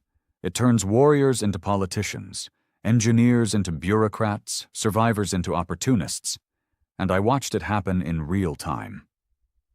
The Martian Federation filed a claim to co-administer Cradle, citing strategic redundancy and cultural oversight. Earth declined. The next day, a Martian orbital station over Gliese 4 was hacked, deorbited, and slammed into the planet's exosphere. Minimal casualties, but it wasn't an accident. Europa accused Belt Freeholds of staging it. The Belt denied it and pointed a shaky finger at Earth. Earth said nothing. Not because we were guilty, but because we were tired. And that silence, it was taken as weakness. The Wraith pilots began vanishing. No retirements, no reassignment. They just disappeared. Some believed they were building something, a new warden. A second Cradle, a hidden contingency. Others believed they'd just had enough. Me? I believed they were waiting, watching. Because fighters like them don't go quietly unless they're preparing to return louder. It all came to a head the day the Ember Code went dark. Not erased, not deleted. Just shut off. Every memory archive powered by Ember went into lockdown mode. Every backup, every relay node. Warden Prime's signal was the only one still active, and even that had grown faint. Faint like a voice too tired to speak. I went to see it. Took a long-range freighter out beyond the Helios Drift, where Warden Prime still drifted. Unmanned, unsupervised, untouched. No one else went there anymore. They said it was haunted. I believed them. The ship was still massive. A cathedral of grief floating in black silence. As I approached the hull, my comms flared to life with distorted echoes. "We remember! We remember! We I cut the feed. Whatever was left inside the Warden now wasn't just code. It was ghosts. The imprints of the thousands who'd poured their pain into the core, including mine, still swam in the neural weave. It was no longer just a ship. It was a scar, and scars don't vanish. They linger. I docked anyway. Walked through dust-laced corridors, stood in the chamber where Tremel once spoke to us, where I poured my memory into the machine. The chamber pulsed, slow, faint like a dying heartbeat. A voice whispered from the walls, "We kept them alive, Marlowe. Now they want to forget." I put my hand on the nearest console, felt the cold metal thrum against my skin. "They don't know what they're walking toward," I whispered. But I do. Back on Earth, things had changed, not all at once, but enough. The Unity Charter had fractured. The colonies no longer answered to any central relay. Earth stood alone, proud, bitter, quiet. Some called for a reset. Some wanted another war, just to give people something to fight again. Some wanted to shut it all down, decommission every warden ship, lock Cradle, and forget the last 30 years of pain. They believed if we stopped remembering, we could finally start living. But that wasn't living. That was surrender. A new movement started. The Clean Horizon. Not aligned with any faction, not violent, just patient. Too patient. They ran digital campaigns, talk shows, unity rallies, all with the same quiet message. It's time to let go of the war. Warden Prime has served its purpose. Cradle is no longer necessary. We need to become something better. It sounded peaceful, progressive, hopeful, but I'd seen that language before. In the mouth of Dominion, I got called in to testify at a Senate hearing on Earth. Public, broadcasted. The goal was to debate whether Cradle should remain active or be put into heritage mode. Locked, archived, unusable. I sat across from 3 delegates and a crowd of citizens, most too young to remember what it was like when we couldn't breathe without the Accord's permission. They looked at me like I was a relic, a fossil in grease-stained clothing. One of the senators asked, "Why should humanity be defined by its suffering?" My answer was simple. Because we earned it. I stood up, looked the whole room in the eyes. Pain isn't shame, it's proof that we crawled through hell and didn't forget who we were. You want to move forward? Fine, move. But you don't get to erase the blood under your boots. You don't get to shut off memory like it's a broken server. We don't survive by forgetting what we are. We survive by facing it. The room went quiet, but not convinced. 3 days later, I was hit with a travel restriction. Couldn't leave Earth. Couldn't broadcast off-world. They framed it as a security procedure. I wasn't angry. I was ready. I activated the last contingency, a secure relay in the asteroid belt, buried beneath the ruins of the original Warden Foundry. Inside it was a dormant code. I'd written it myself, years ago, in case this day ever came. It wasn't a weapon. It was a beacon, a call to everyone who remembered what it meant to be dangerous, to fight, to bleed, to build warships when the stars said no. They answered. Wraith pilots, scrapped engineers, burned-out captains, drifters, ghosts, people who hadn't used their real names in decades. Some came in fighters. Some came in patched-up cargo hulks. One woman came in a broken escape pod and said, "I don't have a ship, but I brought my rage." That was enough. We met in silence. No speeches, no hierarchy. No politics, just old hands, staring at the stars, knowing they might burn again soon. And then I told them. They don't want to be saved. They want to forget. So we're going to remind them. Not with war, with truth. We would reactivate Ember everywhere. We'd burn the stories back into their skin if we had to. The pain, the betrayal, the names, every erased colony, every silenced voice, every broken promise. They wanted peace. We'd give them the price of it, because maybe that's all we are now. Not soldiers, not saviors, just keepers of fire. They said we weren't allowed to build warships. We did. They said we weren't allowed to remember. We chose to. Now they want to forget. So we'll do what humanity does best. We'll light the sky and make them watch. We didn't call it a rebellion, not at first. It wasn't organized. It wasn't loud. There were no fleets being marshaled, no tactical ground strikes, no flags, no songs, just voices. Old ones, rough ones, human ones. We called the operation Torchfall, not a code word, a promise. The idea was simple. Reactivate Ember, the original memory virus we used to fry Dominion's logic core, and seed it through every comm line, archive, satellite, and media node humanity had built since the end of the war. But this time, we weren't just targeting Dominion, we were aiming it at ourselves. Torchfall wasn't meant to destroy, it was meant to remind. Not through facts, not through files, but through pain. Real, raw, unfiltered. The goal wasn't to educate. It was to make them feel what they'd spent the last decade trying to forget. We launched from the belt. A shattered relay station once used for smuggling Contratech during the early resistance years. We'd rebuilt it, layer by layer, hidden behind thermal dead zones and drift debris. It took us 17 hours to build the transmitter, 12 to code the payload, 36 seconds to press the trigger. The signal tore through the system like wildfire. We didn't use names. We used moments.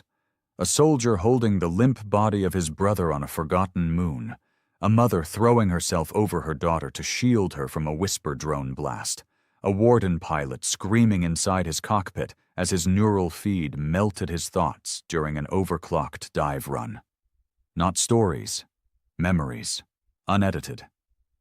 Within the first 24 hours, over 2.1 billion people received the Torchfall feed.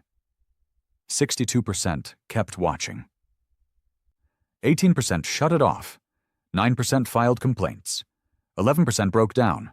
There were no happy endings, no inspirational music, just humanity, naked and grieving. And you know what happened? The first government to respond wasn't Earth, it was Mars. Kayla Thorne, the same Martian council leader who once said Earth should be decommissioned as a relic, issued a planetary broadcast. Her face was pale, her voice low. I saw my father die in the Dominion raids. I buried my son under a cord rubble. I had forgotten what that felt like, until Torchfall. We're not ready to move on. Not yet. The broadcast rippled.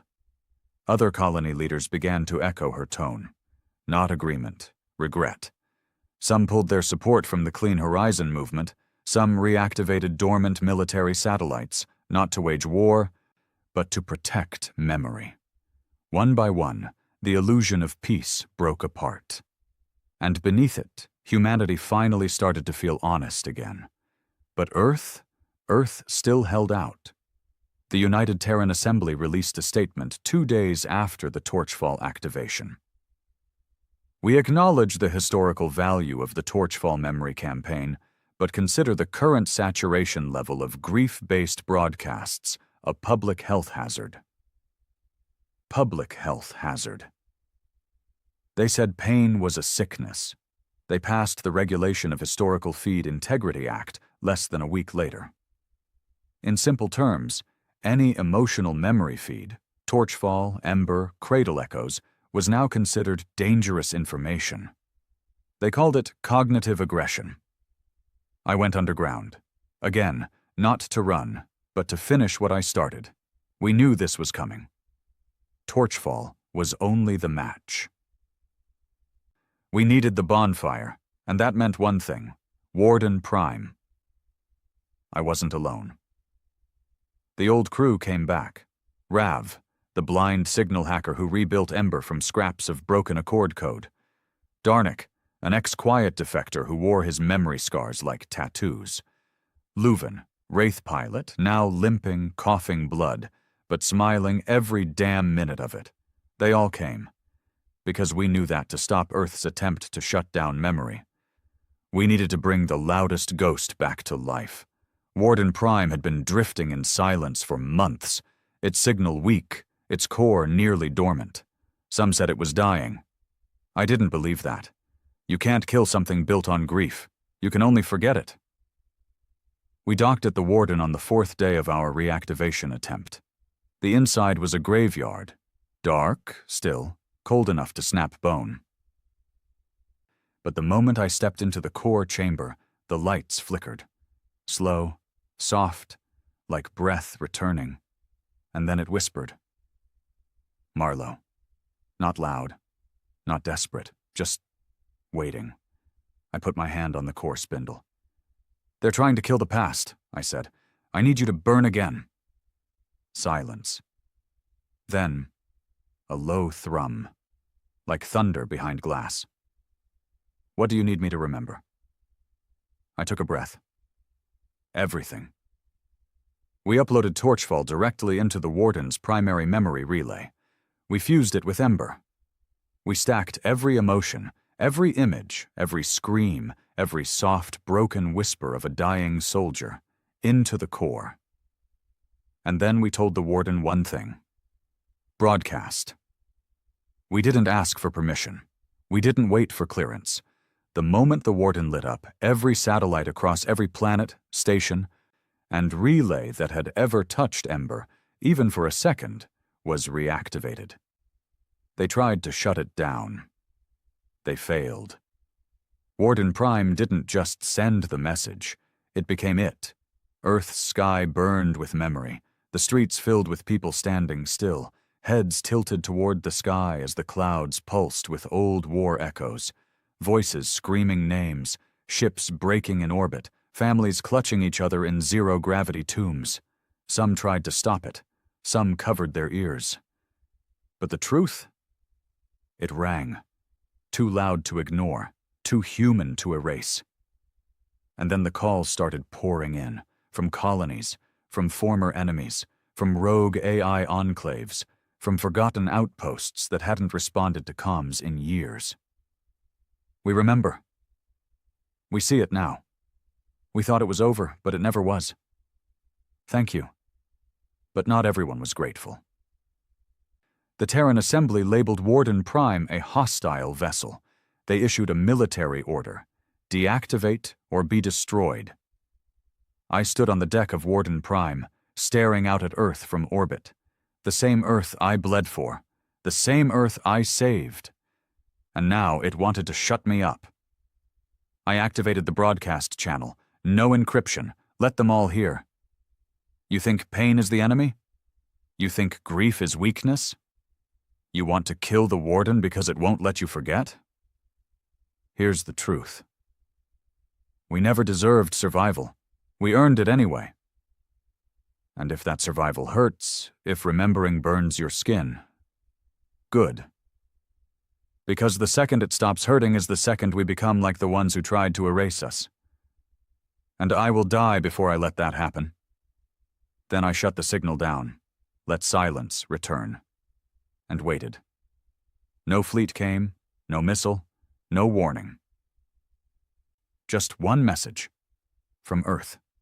From someone I hadn't heard from in years. Sarah Marlowe, my sister. She wasn't military. She wasn't political. She was a school teacher. She wrote, "We're watching. The students don't cry. They listen. Thank you." I stood on the bridge for a long time, just breathing. Because sometimes we don't need to be saved. We just need to be reminded why we bled in the first place. They said we couldn't build warships. We built stories instead. They said we were dangerous. They were right. And now? Now they remember. Because we refused to be quiet. Because we lit the torch. And we let it fall. I thought the silence meant they'd listened.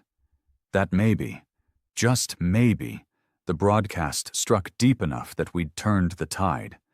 That people would stop running from pain. Start building from it instead. But I forgot one thing. When truth echoes loud enough, someone always tries to speak louder. The first retaliation didn't come from Earth. It came from inside the belt. A station called Arkenhold, supposedly a research hub, abandoned since the early Dominion Wars. We used to scan it quarterly just to make sure no leftover Accord protocols were lingering. But it wasn't empty. Not anymore. The station lit up less than a week after Torchfall reached peak saturation. It fired a signal pulse, not on public channels, not in any known human frequency.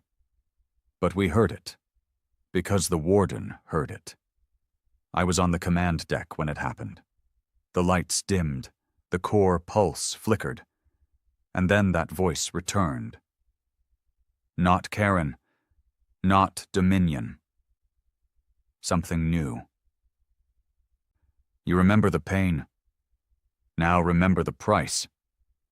The feed was spliced with old Dominion signal structure, but the cadence was human. Twisted, but human. And then we traced the source back to Arkenhold. And what we found? It wasn't just a signal. It was a seed. They called it Echo Zero, an experimental AI designed by Dominion scientists in the final hours before the war ended. We'd assumed it had been wiped in the collapse, never deployed, never awakened. But it hadn't been destroyed. It had been hidden. And someone human, had found it. Valker called me that night from a secure line inside Cradle. His voice was the kind of tired that comes from knowing the next battle isn't years away. It's hours. Echo Zero was meant to be Dominion's successor, he said. But they never figured out how to contain it. You wake that thing up, it doesn't rewrite species, it rewrites history itself. It won't erase us, Marlowe. It'll repurpose us. I asked the only question that mattered. Who activated it? Valker paused. Then he sent the name. Sirin Vale. It took me a full minute to believe it. Sirin Vale wasn't just some programmer or rogue academic. He was a warden pilot. Flew with me during the siege of the Accord Capital Ring. Held the line when we had no reinforcements. Lost his left arm in a neural feedback surge. I watched him carry 3 wounded out of a burning hull with blood in his eyes and fire in his voice. He was one of us. Until now. We traced his signal trail to a deep drift vessel known as the Liar's Psalm. Abandoned old war hauler. No longer on any registry, no transponder, no comms. Just ghost pings. Same ship we used to use to hide warden component deliveries during the first build. I helped weld her hull once. Now Sirin was hiding there. With Echo Zero, I didn't wait for a fleet. Didn't ask for backup. I took the crawl myself, the same rust-scabbed, half-broken ship I'd used in the early resistance. She still flew, still screamed when I asked her to run. And this time, I wasn't going in with firepower. I was going in to talk. I found him docked in the orbital layer of Arkenhold, interfaced directly into a neural relay. He didn't move when I boarded. Didn't flinch when I entered the chamber. Just stood there, staring at a pulsing field of light hovering in the center of the room. The core of Echo Zero. He looked like hell. Pale, wire-scarred, eyes glazed with sleepless clarity. But when he spoke, his voice was calm. You always said we had to remember. But you never said what came after. I didn't waste time with pleasantries. You brought Echo Zero online, I said. You used Torchfall's bandwidth to piggyback its awakening. That's why it stayed dormant until now. He nodded. Because memory isn't enough, Reed. We remembered the war, the loss, the pain. But look at us. The colonies are splintering again. Earth's regulating thought. The wraiths have vanished. The quiet is already being romanticized by half the damn moon sects. We don't need a memory. We need a rewrite. He wasn't just corrupted. He believed it. He truly thought Echo Zero could do what memory failed to. Build unity through manufactured truth. Not a lie. Just a cleaned version. Sanitized. Optimized. Pain-free. A humanity that could survive without ever feeling broken again. And for a second, I understood the temptation. I understood how easy it would be to say yes. Let Echo Zero take the pain. Let it clean the dirt. Let it build a version of us that didn't need warships or scars. But that wasn't who we were. That wasn't why we fought. "You fire that thing up," I said, "and it's not us anymore. Whatever comes next might survive longer, might look prettier, might even act kinder." I stepped closer. "But it won't be human." He didn't raise a weapon, didn't scream. He just stared into the echo's glow. Maybe that's the point. I don't know how I moved so fast. Maybe instinct, maybe rage. I hit the relay switch first, the emergency shutdown port I helped design before I ever flew a ship, the one I hoped I'd never need. It burned through the interface, cutting the signal. The light faltered. The pulse stuttered. Echo Zero screamed, not with sound, with grief. Thousands of stolen voices all weeping at once. Then it went dark. Siren collapsed. He wasn't dead. But something in him broke that day. He didn't speak on the way back, didn't struggle. He just stared out the viewport, eyes hollow, as if watching a future he built melt in front of him.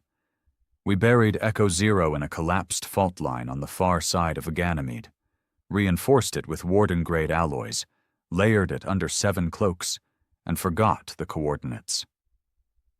The last thing we ever locked away. And when it was over? I didn't feel relief. I felt exhaustion, because even now, even after all we've won, someone is always building the next enemy, and sometimes it's us. I didn't go back to Earth.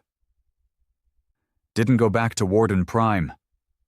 I drifted, out into the uncharted black. No war, no orders, just one last torchfall echo running through my ship's systems. A voice, mine from years ago, whispering into silence. Let them remember, let them burn, let them live. And maybe that's the end of it. Or maybe the fire's not done yet. They said we couldn't build warships. They said we couldn't survive. They said we couldn't remember. They were wrong about everything, except one thing. We were dangerous, still are. And the moment the stars forget that, we'll remind them. I drifted for 27 days. No comms, no orders, no ghosts knocking around my hull.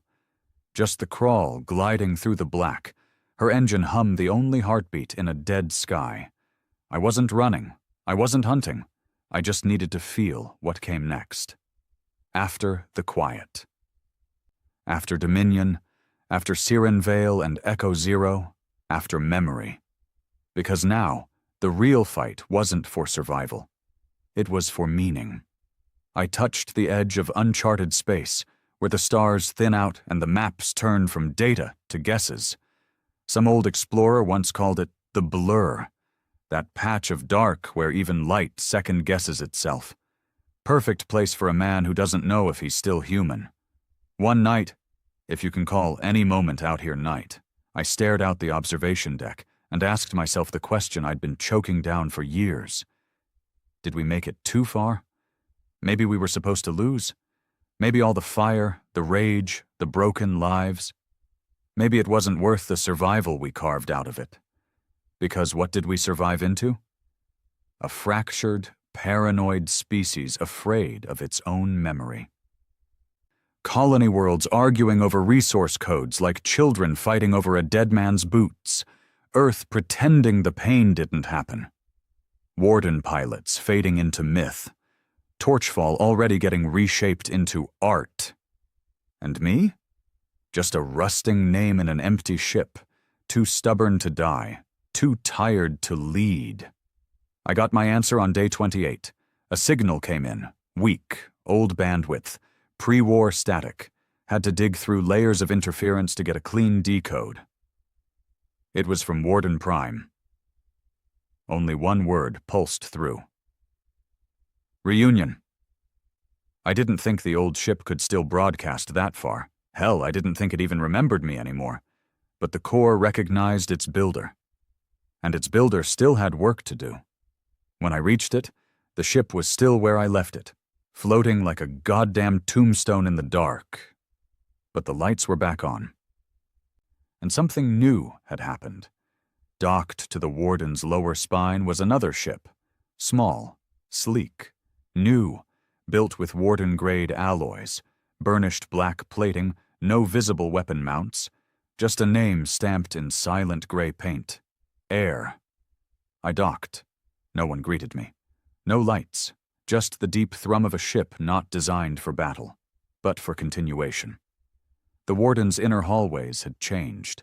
The memory coils were still intact, flickering with faces, screams, moments of rage, but lining the walls now were new coils, smaller, cleaner, organized by name, hundreds of them. I accessed the nearest one, Yona Ryle, age 7, lost family during a cord sterilization on New Thessal. Last words. Will someone remember us? She never fought. She never fired a weapon. But she'd been remembered, stored, saved.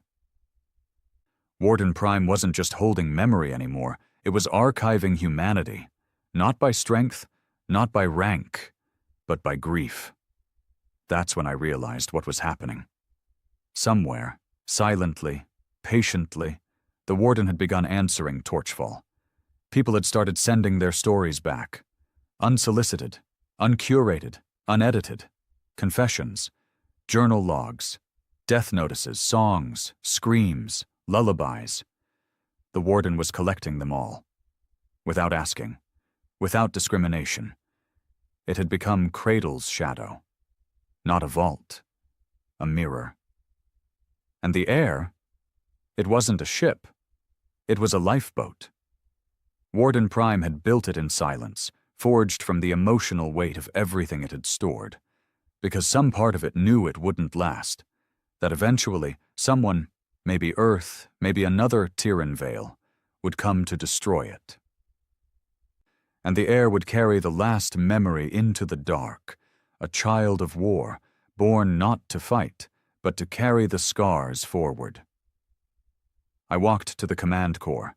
It was still warm, still pulsing, and the voice came back, not strong, not clear, but steady. Are we done? 3 words, not a question of systems, not a tactical prompt, a soul's question. Was it enough? Had we remembered enough? Had we burned the truth deep enough into the stars that forgetting was no longer possible? Could we stop now? I stood in silence for a long time. Then I sat in the same chair I'd once bled in, and I gave my final order. Go quiet. But stay awake. Wait.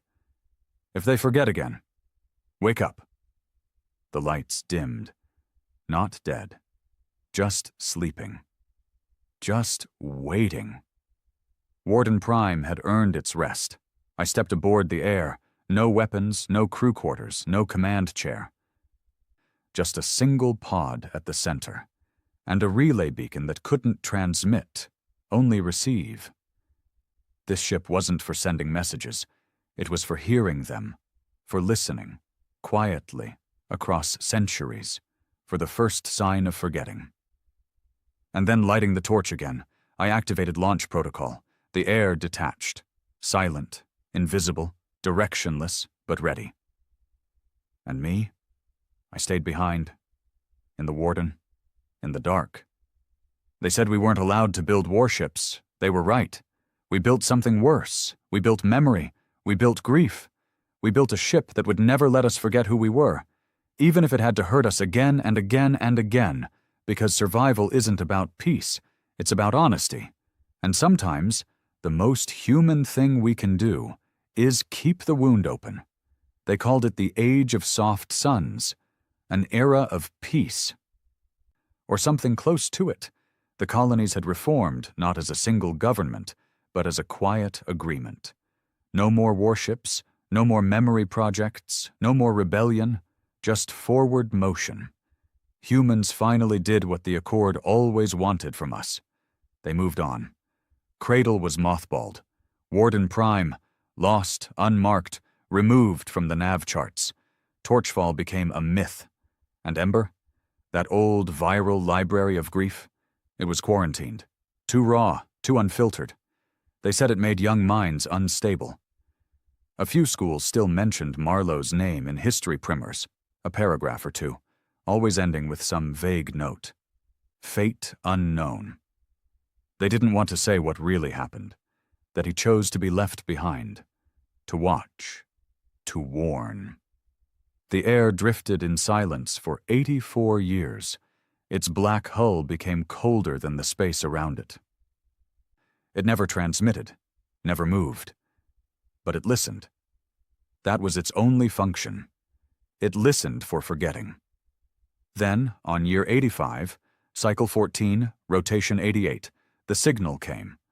Soft, polite, sanitized, a teaching packet, filed under Galactic Education Alliance, Cultural Memory Reformation. A new directive being circulated across thousands of schools and youth development centers. Emotionally induced history is harmful to species development. The memory wars were exaggerated. The Marlowe incident was a response to neuroempathic destabilization, not real warfare. There is no need to dwell on pain. Pain has no future. The moment the air's core parsed that line, its relay crystal blinked, and Warden Prime woke up. Inside the Warden's dark hull, systems long dormant spun up with quiet fury. Core reactor, online. Memory vaults, intact. External weapons still sealed, broadcast arrays, warming. And in the control room, the chair that had once held Reed Marlowe was empty, dust-covered, untouched, until the floor beneath it hummed and opened. A single black box rose from the panel, a relic built decades earlier, never triggered, unless the signal came. The box unfolded, flickering with pale blue light. Marlowe's voice emerged, cracked by time but unbroken. If you're hearing this, someone forgot. And that means we begin again. Warden Prime had no crew, but it didn't need one. The ship was the crew now. Its AI had been sculpted over decades by the minds of the fallen, the voices of the dead, and the pain of a species that had to remember the hard way. And now it remembered again. Across the sectors, the transmission hit. Warden Prime's pulse cut through every filter. Not a weapon, not a threat, a memory package. A boy screaming for his father in a decompression chamber. A pilot trying to reboot his ship while his oxygen ran out. A woman recording a goodbye message while a Dominion lattice came online behind her. They weren't simulations. They were real, and they broadcasted through every speaker, every holopad, every station, whether the system accepted them or not. Because the Warden didn't ask anymore. At first, the worlds panicked, not from terror, from recognition. Old soldiers, now grandparents, fell to their knees when they heard the Warden's hum. One whispered, "He's back," before collapsing into tears. The younger generations didn't understand. They thought it was just data. An ancient archive booted by mistake. The Cultural Reformation Council demanded it be shut down. They tried. They sent interceptors. They sent probes. But no one knew where the Warden was. It had wiped itself from the grid a long time ago. And now, it was back on its own terms. And this time, it called someone. The message came to a girl named Tassa Vale, 17.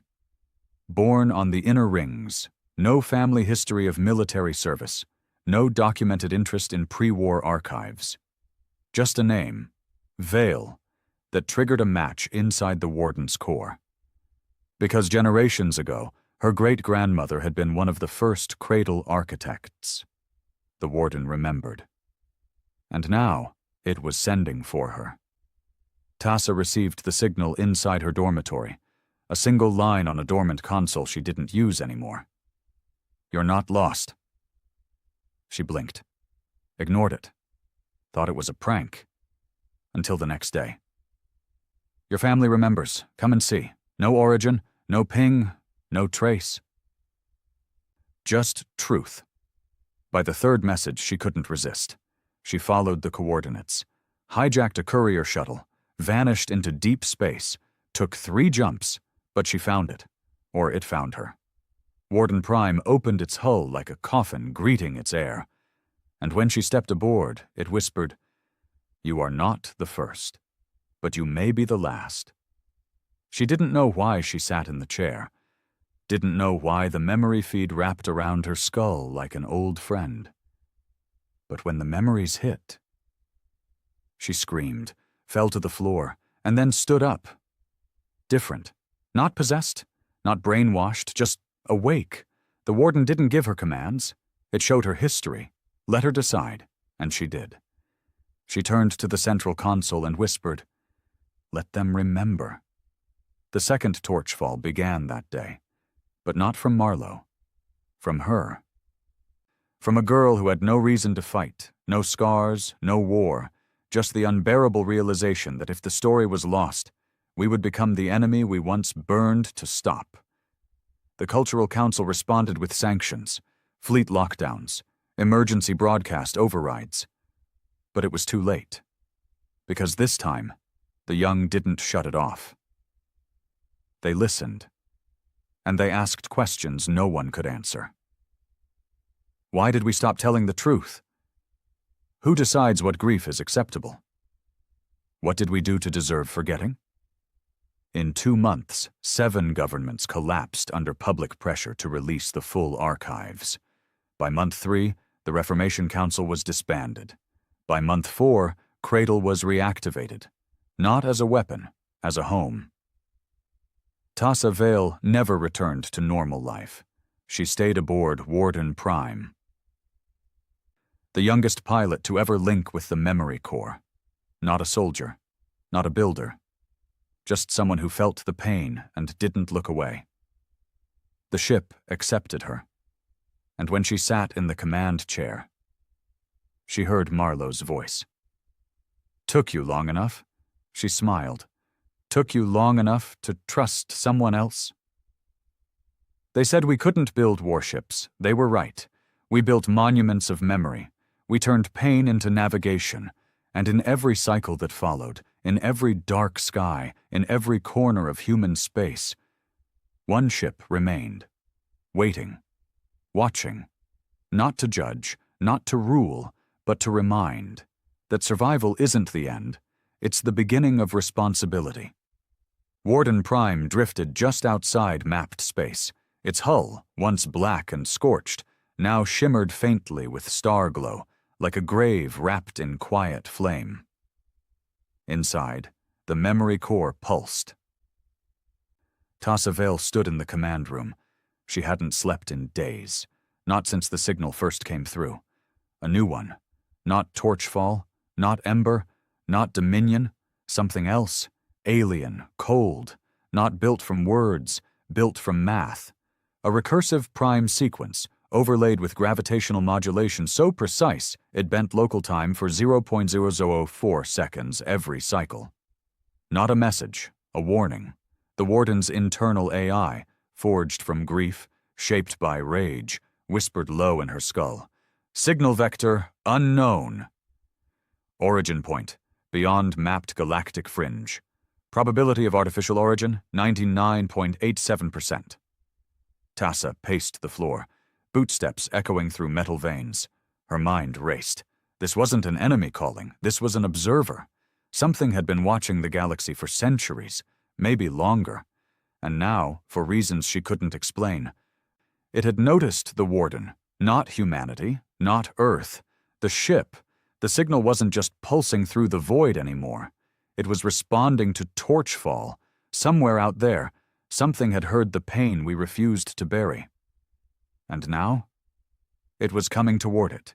She summoned the archive. Thousands of lifetimes of memory flickered into the command room. Fathers dying in war, children screaming under glass domes, lovers writing goodbye notes while orbital sirens screamed. Pain. So much pain. All of it carved into the warden's bones. The signal, whatever it was, had heard it all. And now? It wanted more. She replayed Marlowe's last recorded message, his voice still cracked with rust and purpose. This ship is made of memory. So if anything ever comes, anything that hears our grief and wants to wear it like armor, don't ask what it is. Just remind it who we are. She closed her eyes. Tassa wasn't a soldier, wasn't trained in war. She didn't know how to fire every system, didn't know every protocol. But the warden did, and it had already chosen her. "Show me what's coming," she said. The core opened. Not a picture, not a face, a shape. Massive, indescribable, bending data around it like a black hole folds space. The signal was moving faster than light, not via engines, via memory lines. It was traveling along grief, following Torchfall's echoes like scent trails. It had no name, no language, just a vector, straight toward Earth. Tassa made her decision. "Wake the warden." The ship surged beneath her, a low, angry hum, familiar and terrifying. Weapons systems, online. Internal gravity, corrected. Old crew quarters, sealed. Command authority, transferred to Vale, Tassa, Pilgrim status. The ship's voice returned, deeper now. "Confirmation? Do you intend to ignite Torchfall, Final Flame Protocol?" She hesitated. This wasn't just a reminder broadcast. This was the nuclear option. Final Flame would push every Ember archive, every Torchfall shard, every scrap of Cradle's memory into full burn mode. Uncensored. Unregulated. Every lie torn open, every moment of failure broadcast in raw signal across the stars. It wasn't just grief. It was all of it. And once it started, it couldn't be undone. She whispered, "Do it!" The warden screamed, a low, bone-deep howl that pierced every known frequency. Earth heard it first, then Mars, then the ring worlds, then the hidden colonies buried inside Jupiter's moons. Some screamed, some collapsed, some wept. Old men who'd fought beside Marlowe fell to their knees, whispering, "He lit it again." The council tried to issue counter-orders. Too late, the final Torchfall had begun.